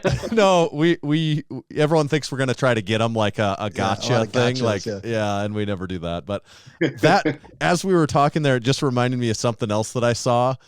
Talking about the TV show Deal No Deal reminded me of it. But what is that thing that I know you and Z both did it before, and I just saw a meme of it this week, and you probably know what I'm talking about already. Oh, yeah. So there was a Strongman Champions League competition in China, and China like to do things a little bit differently. So there's actually a picture of there's me, Z, Thor, Krzysztof Radziakowski, a couple of other guys dressed as these I don't know what the hell we were supposed to be. Space warriors or something. I think we were They're supposed to ridiculous costumes. absolutely crazy. And the picture of me and Z, we were at some kind of, it wasn't even at the competition, it was like a pre-show, I don't know, kind of like opening or something like that. And they said, oh, you just have to put these on for 5 minutes. We need to do some photos just for the sponsors, blah, blah, blah, the way they do. Me and Zadrunas were stood in those things for about 2 hours, just doing nothing. And then there's that picture. You can just see on our faces how happy we are. I've been to China 4 times for competitions. It is the worst place to go for competitions. They just do things differently out there. And back then, there was nothing else to compare to. There was no Giants Live putting on great shows in arenas and stuff like that where athletes were being looked after nicely. You just kind of took the opportunities that you got. Right. Me and Z and some of the other guys have got some interesting stories to tell you about China. I can believe that. I try and laugh about it. You can't kind of be too serious. I think Zadrunas probably gets really annoyed when he sees me retag. Like, people tag me in it all the time. I'm just like, okay, I can laugh at it. The meme, that I saw this week, it's it's a picture of Leonidas from 300, and it's like what you think you're gonna look like when you dress up as a warrior, and then what you actually look like. At the time, you had to have put that on and thought, I would like to not be wearing this. Yeah, that was one. There was another costume they made us wear as well one year, slightly better than that one, but not a lot. Okay. So you did pass overrated, underrated. That's great. And I guess I just also ask you, do you take athlete clients currently still? Like, if someone wants they're like, I would love Big Loz to be my coach. How do I find out more about that? What do they do? What's the process there? Absolutely. Just head over to my website, laurenceshahlaei.co.uk, and there's a section on there that goes into coaching. I do offer sort of just generic training programs for people if they want like a much cheaper option. Otherwise, the one-to-one training is on there.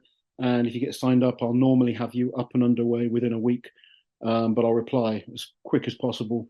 But yeah, always taking on new clients at the moment. Anyway, there might become a point where I have just put my prices up, which, now being a world's strongest man coach, just it garners a premium. Yeah. I coach the world's strongest man, the world disabled strongest man, one of the strongest women on the planet as well. So America's strongest man. There's a good list there's a lot of kind of good athletes that I'm coaching right now. Got 3 athletes that just qualified for the Shore Classic, 5 that were qualified for OSG Europes. So it's becoming a good team. Team Loz is a good team to be on. And I'm expanding the business as well. I've actually just taken on a nutritionist. So we're offering nutrition as well as coaching now through the site. That's cool. And then your YouTube, it'd be weird to me if someone's listening to this, they're a big Strongman fan and they don't follow you on YouTube already.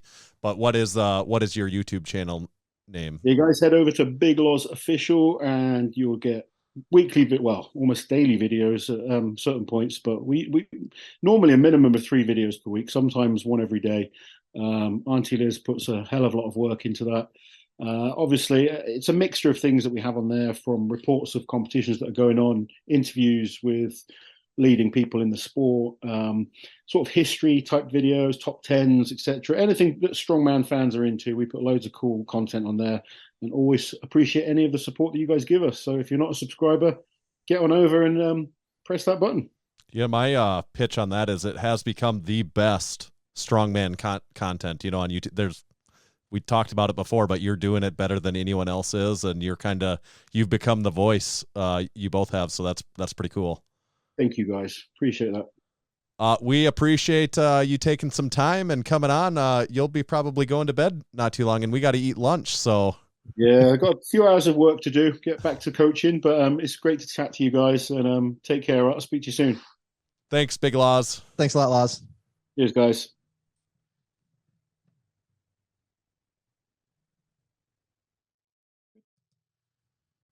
All right, Tanner. You gave Big Loz the axe. Cool beans. Cool beans. Gave him. He's British. What do they do? Beans on toast? Isn't that? Yeah, you gave him cool beans on toast. Yeah, as customary. We're accommodating hosts over here. Yeah. That was a lot of Big Loz is, as to no surprise, a really good guest. Yes. Someone that's a lot of fun to talk we to. talked about this ahead of time that he's probably going to have really good answers to everything. And he is one of those guests that, you give him a couple questions and then all of a sudden the interview's done.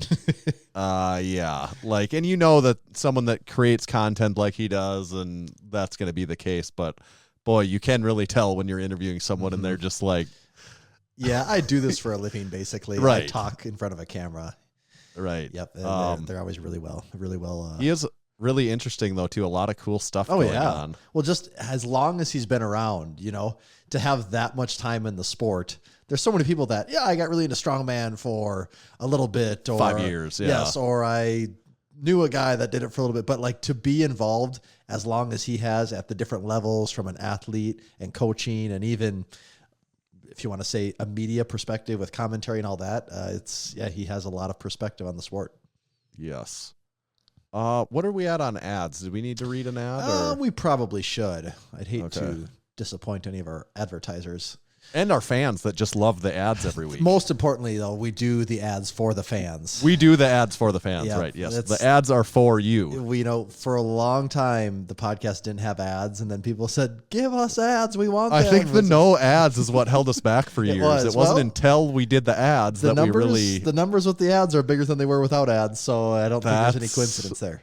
That's exactly right. With that being said, today's episode is also brought to you by Texas Power Bars. Buddy Caps first started lifting weights in the late 60s and began powerlifting in the mid 70s. At the time, he was working for Image Barbell building gym equipment. Around 1976, a local machine shop started making Olympic bars for them, calling it the Image Bar. In 1977, Image Barbell became Champion Barbell. It was then that Buddy started looking at the bars with an intent of changing them for the better. In 1979, Buddy bought his first lathe to begin addressing the known issues. In 1980, his passion, drive, and purpose now had a greater mission. Buddy set out on his own to make what he believed was the greatest bar he had ever seen and trained with, and the Texas Power Bar was born. It was strong as a house with the best knurling and was maintenance-free. Hundreds of state, national, international, and world powerlifting records have been and continue to be set and broken on the Texas Power Bar. To learn more about Texas Power Bars and buy one of their legendary bars, visit TexasPowerBars.com. Hell yeah. Mirror. I do remember I was really into the TV show Black Mirror. Did you ever watch that, Tanner? I didn't watch it, but I know it's good. Very good. I have not seen it. It is, I think pretty much all of them were shot mostly like in the UK or England, but I think the producers that made it and everything, I think they're all out of the UK. And I liked it so much, I was in Target one day and I saw a Black Mirror behind the scenes book. And I think in one of the first few pages, they even comment, the thing they could not get over is how in America, they call it Black Mirror, and everywhere else it's Black Mirror. And again, the pronunciation thing, Black Mirror, just sounds funny. It does sound funny to me. Okay. And we know when something sounds funny, don't we? It takes one to know one. We are the guys to know. Yes. That's absolutely right. We know because we know, we say enough things funny ourselves that we can pick it out. We live that life. Yeah. Okay. Did we want to talk about Drink Spotter Prototype? We alluded to that story earlier. We could probably should. Okay. Hate to just lead people on and never give them an answer. You don't think there's any chance we already did tell this story though? Do you? I don't. God. Well, there's definitely a chance we already told the story. There's for sure at least a 50% chance we've told this. There's probably actually a 75% chance we've told this story, but let's pretend we haven't told this story already. Yeah, part of me thinks if we've told it, we can tell the abridged version, but if we haven't, we can tell the hour-long version right now. We can just strap in. The story that is actually longer than the events that took place. Yeah. Exactly. So it was when we first arrived at our hotel in Columbus for the Arnold this year. We had the prototype, kind of the final test run of Drink Spotters being shipped directly to us because that's how tight the timeline was. And it was like there wasn't enough overnighted or 2 days to the hotel. There wasn't enough time to get them shipped to South Dakota and then bring them with us, on that 2-day trip. They weren't ready yet, so they're shipping directly to the hotel. and would confirm from where they'd sent from that they're there. You know, they said, yeah, here's tracking. It shows they're there. It shows they're delivered. It shows they're at the hotel under your name. And then we get there, and in true hotel fashion, some of the people are so unhelpful like that. Not even all unhelpful. Of them. They're almost malicious in the way that they try to not be helpful. It's like, oh, great, another customer. It's like, you work at the front desk. Like, isn't that all you do? You're here to check in. Be like, great, another one. Like, yeah, let me see if your room's ready. You know, I'm like, oh, you're the 100th one today. Yeah, I'm like, that's what your job is, isn't it? Like, or am I missing something here? But we said, yeah, we think we have this package. Here's our name. Here's our room number. And the first part was, before we even did this, next to the desk, there was probably 50 boxes piled up. And it's just like, oh, yeah, it's we're thinking it's definitely got to be in that pile right there. Right. And like it looked like of people that were doing the exact same thing. In my mind went to, it's probably also people here, vendors at the Arnold and stuff like that. That's what I assume too. It's like, oh, yeah, everyone's doing the same thing as us. Right. And she like, I can't think of the word I'd use to describe, like, but it's like I couldn't possibly have imagined someone putting in less effort into finding our package than what she was going to do. Like, she couldn't have gave a shit less. Well, because, yeah, and you said, hey, yeah, and we also have a package. And she asked, well, what's the name? And you told her, yep, the Tanner Baird, and it's for Massenomics. And she goes, and shipped to this hotel? And we're like, yep, shipped here. Yeah. And we go, is it one of these right here? And she goes, no, that's not it. That's not those. It'd be in the back room. It's like, oh, okay, whatever. So she goes, okay. And I was skeptical at that point, too, because I'm like, are you sure it's not one of these? Yeah. Like, how are you sure? These all have, like, different labels on them. It could be one of these. Yes. So she goes to the back room, and she was there for maybe a minute or two, right? Maybe. A minute, maybe a minute. A minute is a long time if you're actually sitting there waiting. Yeah. And she came back out, and like at this point, we're like, oh, really? It's like, she not finding it? So she comes out, and she's like, no, it's not there. And like that was it. Like, it was also definitive, and just like, no, sorry, it's not there. Done. Yeah, it was done. Yeah, she's like walking away, like, oh, sorry, like you're shit out of luck. And not only it was just like, yeah, it's not there. And then the next customer was there, and she's like, oh, I need to help this guy check in. So we're just like, and we were kind of standing there, like, that doesn't seem right, you know, like. So then we're pulling up the tracking information. We're looking through it. We can see it actually made it the day before. It was signed by a guy. So we wait our turn again for the guy that's checking in to be done. And we go, oh, here, it says so-and-so signed it. She goes, that guy doesn't work here.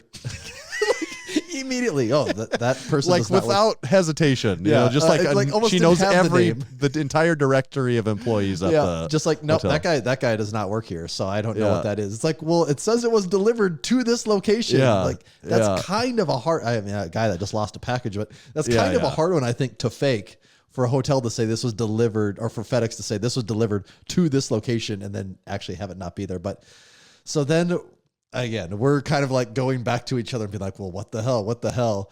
And then finally, I think you go and ask her a third time now, right? And then that was when she asked the girl that was next to her finally. Like, or the other lady almost was like eavesdropping and almost picking up on it. And like, she kind of like. Yeah, and I think she heard the name. Out of kindness. Like, yeah, and I think she heard the name. She's like, oh, yeah, he works here. And so then already we're like, okay, the story's falling apart. Yeah. And then she goes, I'll go check in the back room for you guys. And the door opened, and the door didn't even... turned around back out. The door didn't even get a chance to close. It had to have been... It almost was like if you opened a door and there was a package right in front of your face that said her name on it. That's like how long it took. She came out and she goes, oh, it was the first one that was sitting there. Like, and she said that to us, also semi to the other woman. The other woman, not so much as an acknowledgement of what she just did. You never even knew that she was a part of this conversation in any way. Not even like oh, sorry, like just even not even a half-ass sorry. No, just there was no acknowledement that and I wanted to even existed at that point. Like if I was there, I'd have been like, oh man, I missed that, you know. Yeah, but how did I miss it? Like at least make a scene about like I looked everywhere. How could it have not been there? So we got our package, and sure enough, the drink spotters were inside. And the rest, as they say, is drink spotter history. The world's been a little safer ever since. Amen to that. Buy yourself a drink spotter at Massenomics.com. The drink spotter light has a 40-pound rare earth magnet on it. It's made from aluminum, aircraft grade aluminum, so you know it's strong. Aluminium, maybe if you're in the UK. Actually, when we made we cut the drink spotter promo video, there was a number of people that I'm pretty sure they are commenting that I say aluminum funny. Do I say aluminum funny? That's how I would say aluminum. And my only thought was like people that say it again. Aluminium? Like how do you? Yeah, and I'm like, I don't think people pronounce it that way, do they? I think you'd have to be overseas to say that. I otherwise think you're crazy. And maybe it was just international people that were commenting that I was saying it odd, but I'm like, yeah, I say a lot of words funny. I didn't think aluminum was one of them. So that's why I'm like rethinking the way. Then I'm like, is this something I've been saying wrong my entire life? One does not pop up on my radar at all as you being incorrect. And then so I'm if like, I think you're right, you must be right then. Well, it's got to be two guys, that grew up in the almost identical geographic region. Yeah. If we both confer that it's correct, it must be correct. There's no way we could be wrong at this point. No, we have a pretty wide, diverse background between the two of us. So there's nothing we're missing. A couple of Caucasian guys of almost the exact same age that grew up in almost the exact same rural place. South Dakota. Yep. Yeah. We have a pretty broad perspective on the world. So yeah, we know what's up. Yes, if we agree, then everyone else, it has to be everyone else that is wrong. They call us the odd couple, How did those two guys start a podcast together? What a weird two. What a zany pair.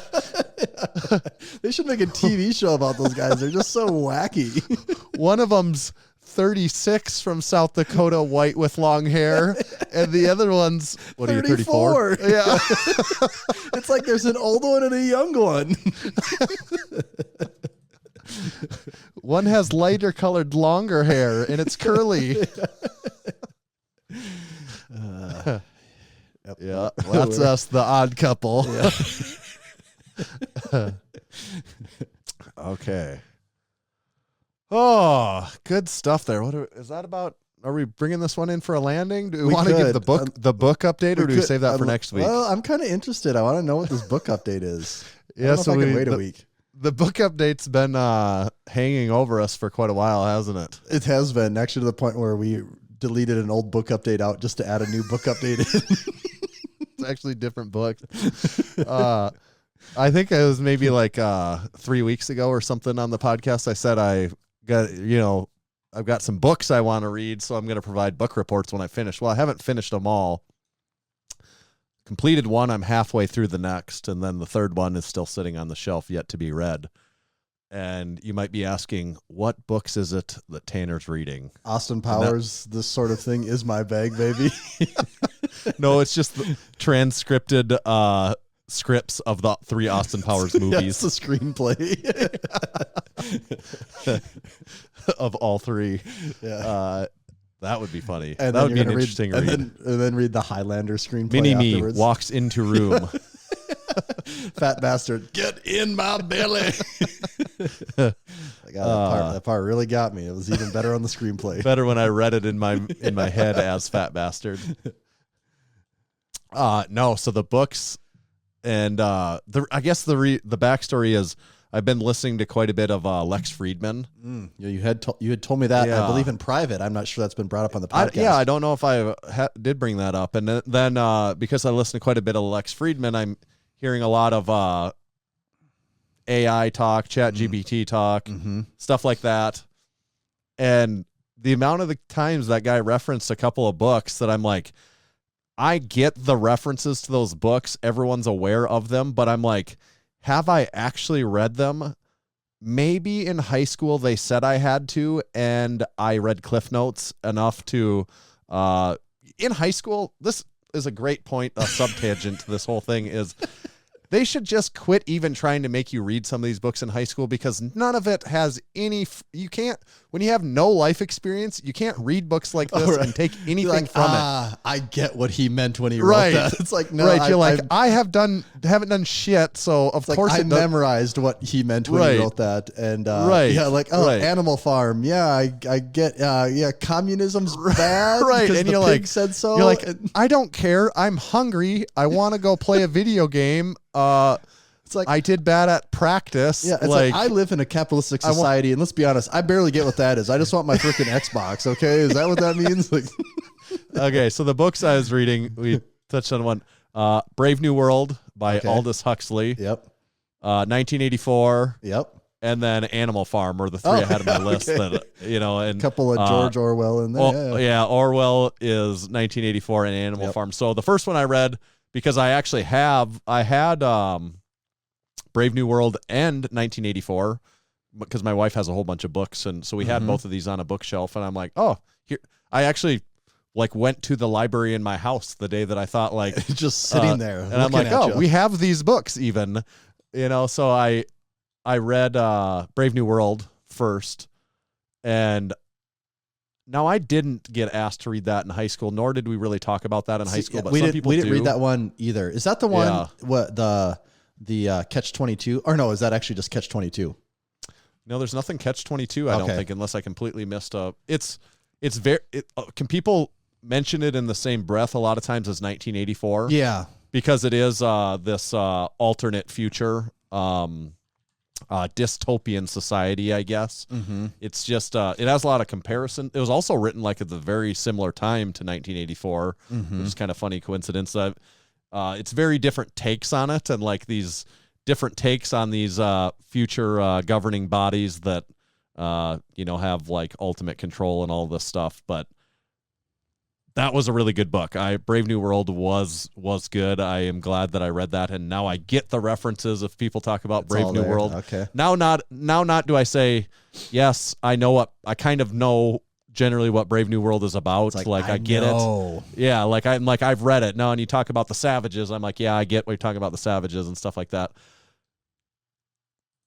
I'm halfway through 1984 right now. Okay. And that's the Orwell book. And I read that. It's funny. No. I just bought that book late. I was thinking I bought it in high school. I don't think I bought it in high school, but I just read that one 3 years ago. It's a pretty quick read, actually. You can fly through that book. Yes, it is good. That was another one as far as the references go. Once you read it, damn, the number of things in here that are just part of, now especially in the last couple of years, everybody that has a bone to pick with the government just bends 1984 to support their side of their argument. But the way that the terms from that book get thrown around now are almost hilarious. It is kind of funny how those books were written in the 30s and 40s, and how there is still stuff that's I guess, whatever, there's references here that can be applied. Isn't there Rage Against, I read something, I think it was in 1984 or Brave New World now, though, that is a Rage Against the Machine lyric that I'm I never knew that was yes. Okay. I'm glad you said that, because I was actually thinking it's the future. You can't protect the past. Control the future. Those who control the present now, those the control past. the future. Control. Yes. I remember reading that line. 1984. I remember reading that line. Definitely 1984, because that's a big part of the book. Yeah. Yes, I remember reading that line and being like, "Why does my brain read that line in a rhythm?" And I had to read it 5 times, and I could not get it out of my head. And then I had to Google it and be like, yes, Rage Against the Machine. Here we go. Yeah, that's what it is. Yeah. Who controls the past controls the future. Who control? Yeah. So that is Rage Against the Machine from 1984. And then the last one I'm going to read is Animal Farm, and I haven't started that one yet. Did you guys read that one in high school or not? That one we definitely were supposed to read in high school. Okay. But all these books that we were supposed to read in high school, I did not read them. I read Cliff Notes. Is Cliff Notes still a thing? I assume it's a thing, but probably, I don't know. But also now YouTube exists, so that's probably even better than Cliff Notes. Probably way better. You just probably watch a 15-minute video, and then you know all the high points anyways. Yeah. And then you don't even have to read anything. You don't even have to read an abridged version of. It's all right, this is because these tests have existed since these books were written. They want to know, what was the point of this part? What was the point of this part? Right. What was, But that's my point about these books. Yeah. Now that I'm in my 30s, I enjoy these books, and I can take things and be like, It's crazy. I get the comparison, or it's like, oh, that is a lot like this, or this, like I can see how that there's still some application to this thought process or stuff like that. And in high school, I'm like, I do not give a shit. And like, who are the people that do? Well, actually, okay, so I loved to read in high school. And if you loved to, you would have to have loved to read. Yeah. And I did. And even then, I do remember though, because isn't Animal Farm, isn't it all like an allegory for like, isn't it like the Bolshevik Revolution in Russia or something? See, I haven't read it, so you're quizzing me on the wrong book right now. See, if that's you have a Brave New World quiz or a first half of 1984, I know that's what the Animal whole thing Farm is was. like the pigs are the... Yes, because the pigs are supposed to represent the proletariat, and these guys are the... And at the time, I remember thinking, I don't even know anything. We haven't covered Russian history yet. And understanding this is a huge part of even getting how this whole thing goes. Right. Yeah. It's all about, Animal Farm reflects the events leading up to the Russian Revolution of 1917, which even now, I shouldn't say even now, when you're in high school, an actual revolution is like a pretty big concept. Like everyone gets the concept of like, oh yeah, these guys were bad, so we took them out. But actually understanding what leads up to that is a pretty heavy, there's a huge backstory. And it's like, how far back do you go? Because it doesn't just start one day and people go, we need a revolution. And yeah, there's a lot of just history to know to really get the most out of that book, I think. Yes. Like even now, if I read it, there would be a lot of stuff that I'm like, I even do this as I read anything now. Like I'll read stuff, and at the end of the night, I'm like, I have to Google a couple things just to make sure I fully, like, what is it that I'm talking, like, what does this mean? And, and then I'll Google it and be like, I'm glad I Googled that because I was not actually fully understanding what, that is what you got to give the one thing. A good teacher in high school, if you had them, was pretty good at being like, okay, you need to understand that when they're saying this is what they're getting at. But that was always... I cared so little. I mean, and I got like straight A's, but I just was great at... Well, that just shows like how actually, like people want to talk about how high school is a joke, but maybe this does support the point. But also, if you just understood how to take classes in high school, man, you didn't have to put... And I was basically a straight A student too, so I didn't have to put much effort in either, but it's because I loved... Oh, it's story time? Yeah, you can sit and tell a story, and my attention span is like zeroed in. I won't. You got history, like books and biology, stuff like that. You tell me something, tell me to remember it. My brain goes, and I was like, I was in the zone in high school. I love that stuff. But my one other note, I'm sure I've said this before over the years, but I really like reading I like the paper book, holding the book. Yeah. I like to have the book. Have you ever actually tried an e-reader before? My wife, actually, I have a really crazy piece of trivia of my wife related to reading that I'm surprised have I ever brought anything up about this on the show? No, okay, I didn't even know if like Mary, I know going to your house, you guys have a lot of books, and I didn't know if that was because she liked to read a lot or if it was more of a decorative thing.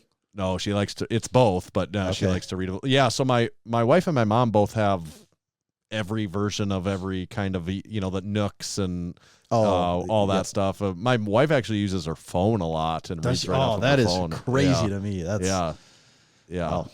So, but there's something so satisfying to me though when I'm reading, like I just like flipping through the pages. Right. Like it's just an accomplishment thing for me where then I read the whole book, put it back on the shelf and be like, point to it and I'm like, yep, I read that one. You're done. Like I did it. I did that.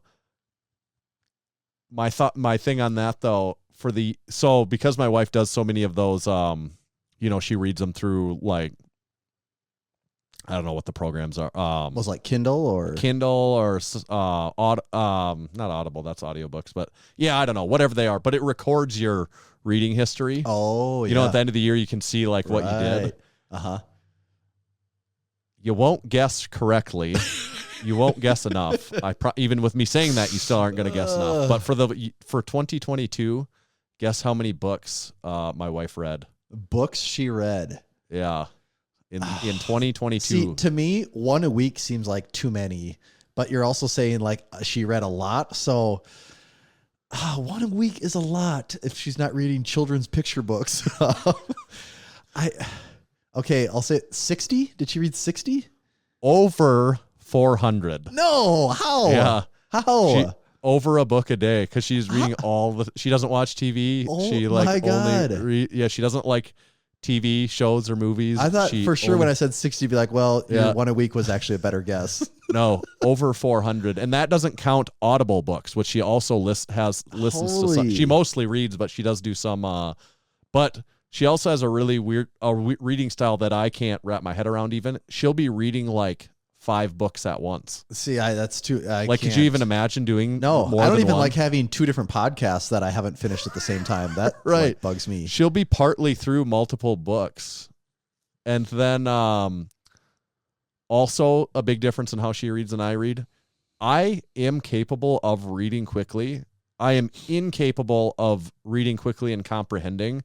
Like for me to really soak in what I'm reading, I have to read slowly. Yeah, I think that's a trained thing too, though, because that's we get so nowadays between, I'll just say like social media and the comment section lifestyle where a long post is 3 paragraphs, right? And that's like, that's a lot to read. Nah. And then if you want to read what people are saying about it, you just read 100 different 1-sentence comments.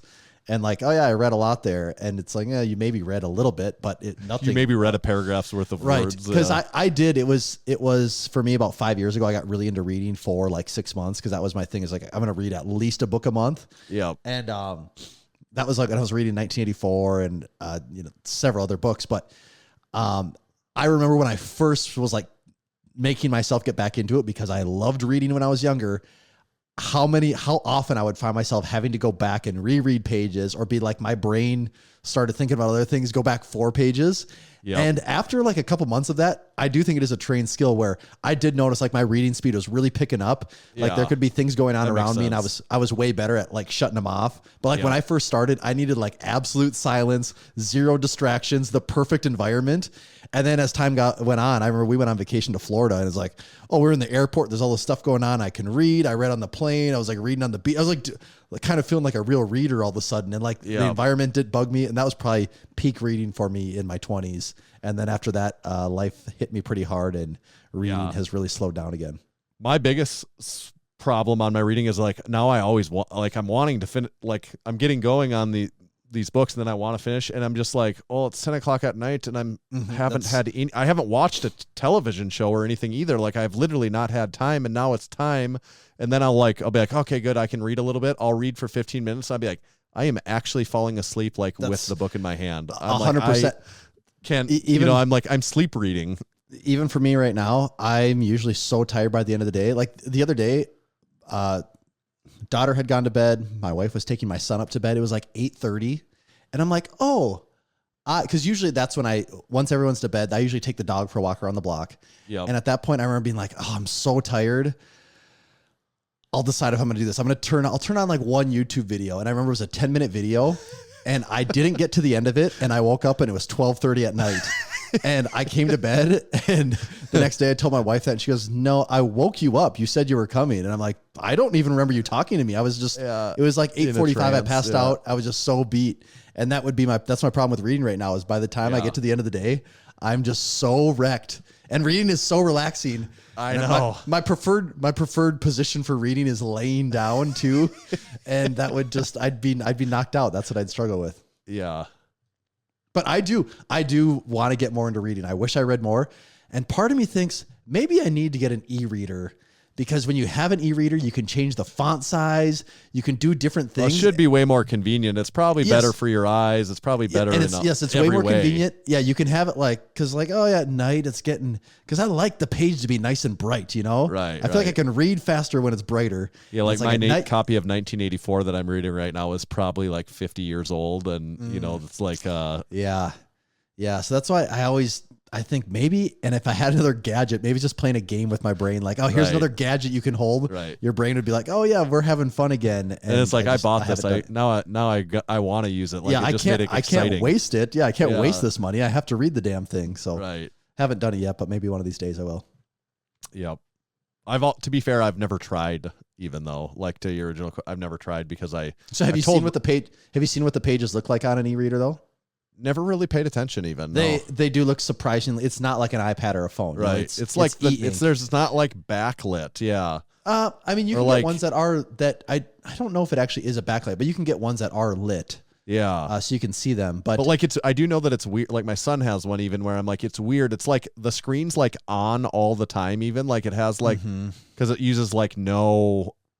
yeah, you yeah, know, and I the don't best know. ones do look, in my opinion, very very similar to a piece of paper. Yeah. Like if you were giving it a quick glance, you'd have a hard time knowing if you were looking at paper or e-ink. Right. So yeah, I don't know. So that was the book report segment. I would say if I had to live in a dystopian future society, I would much choose Brave New World over 1984. So, I was hoping you were going to say 1984 because I'm thinking, man, that one's pretty bleak.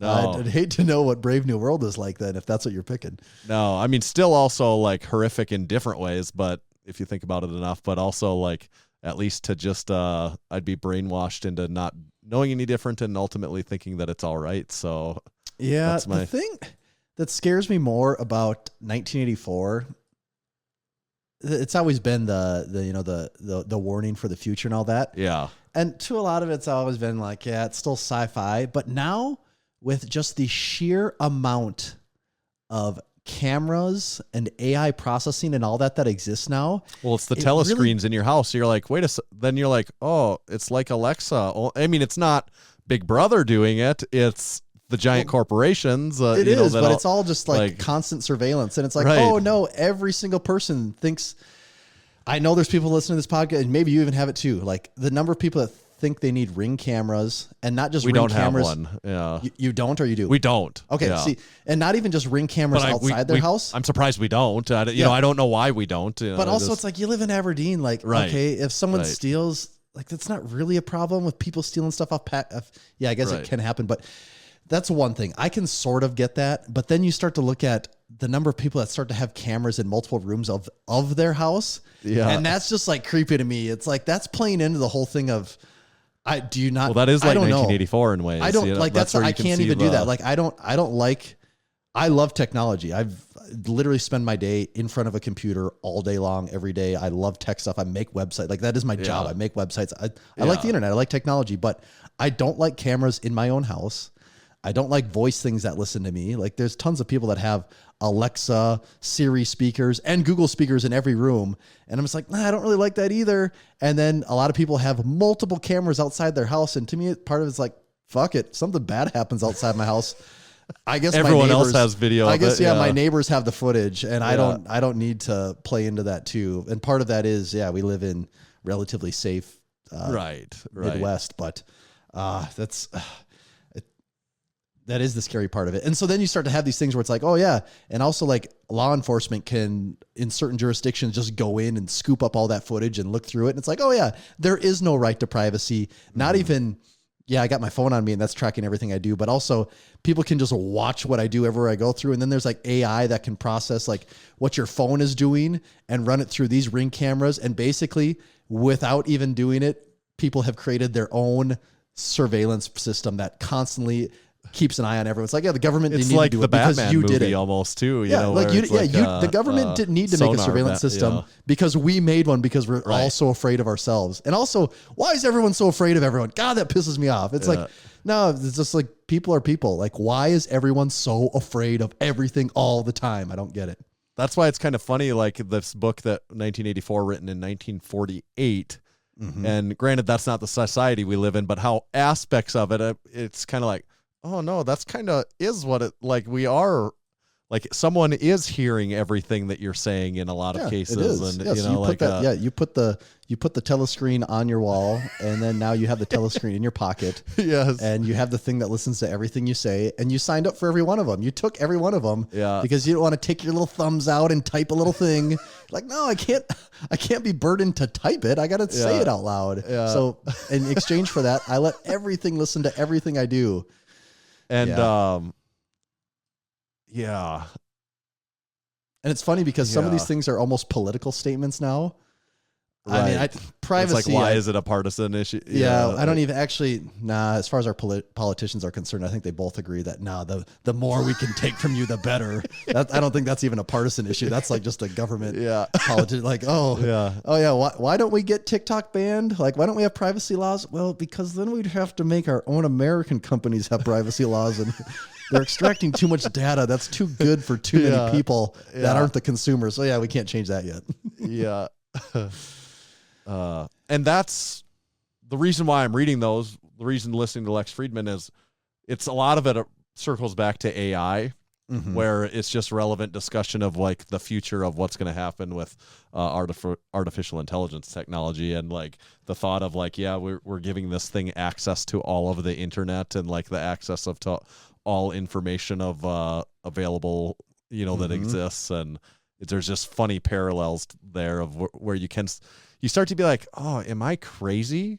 Or then you're like, is crazy stuff not crazy anymore? Is like stuff that should be crazy. You're like, wait a second, I could draw some lines there of like where that goes to. Yeah. I mean, a lot of it still is like hard to wrap your head around. It is like a thought experiment more than anything. Yeah. Like it turns into this philosophical thing where you think about it and you go, is it as profound as it seems? Because like I was listening to a podcast the other day and they were talking about like, oh, people are shocked when you ask ChatGPT and it gives you an answer. It's like, they're like, that's like asking a ventriloquist dummy a question. It gives you an answer. It's like, yeah, you know what it's going to do. It Googles the question for you and it spits it back. Like there's nothing surprising about, hey, give me 5 good things. Give me 5 tips to get healthy. It's like, behind the scenes, it's basically going Google 5 tips to get healthy. And it's just compiling a list of that it arbitrarily picks. Like it's a lot of times it's not doing anything that profound. And people are like, whoa, that's great. It's like, well, it's kind of, for the most part, a lot of it is just Googling for you. Yeah. I get some of it is it's putting together a poem on the spot. And yeah, it's cool it did that. Is it actually a well-written poem? Like, no, you could probably have put together the poem if you just took the time to do it.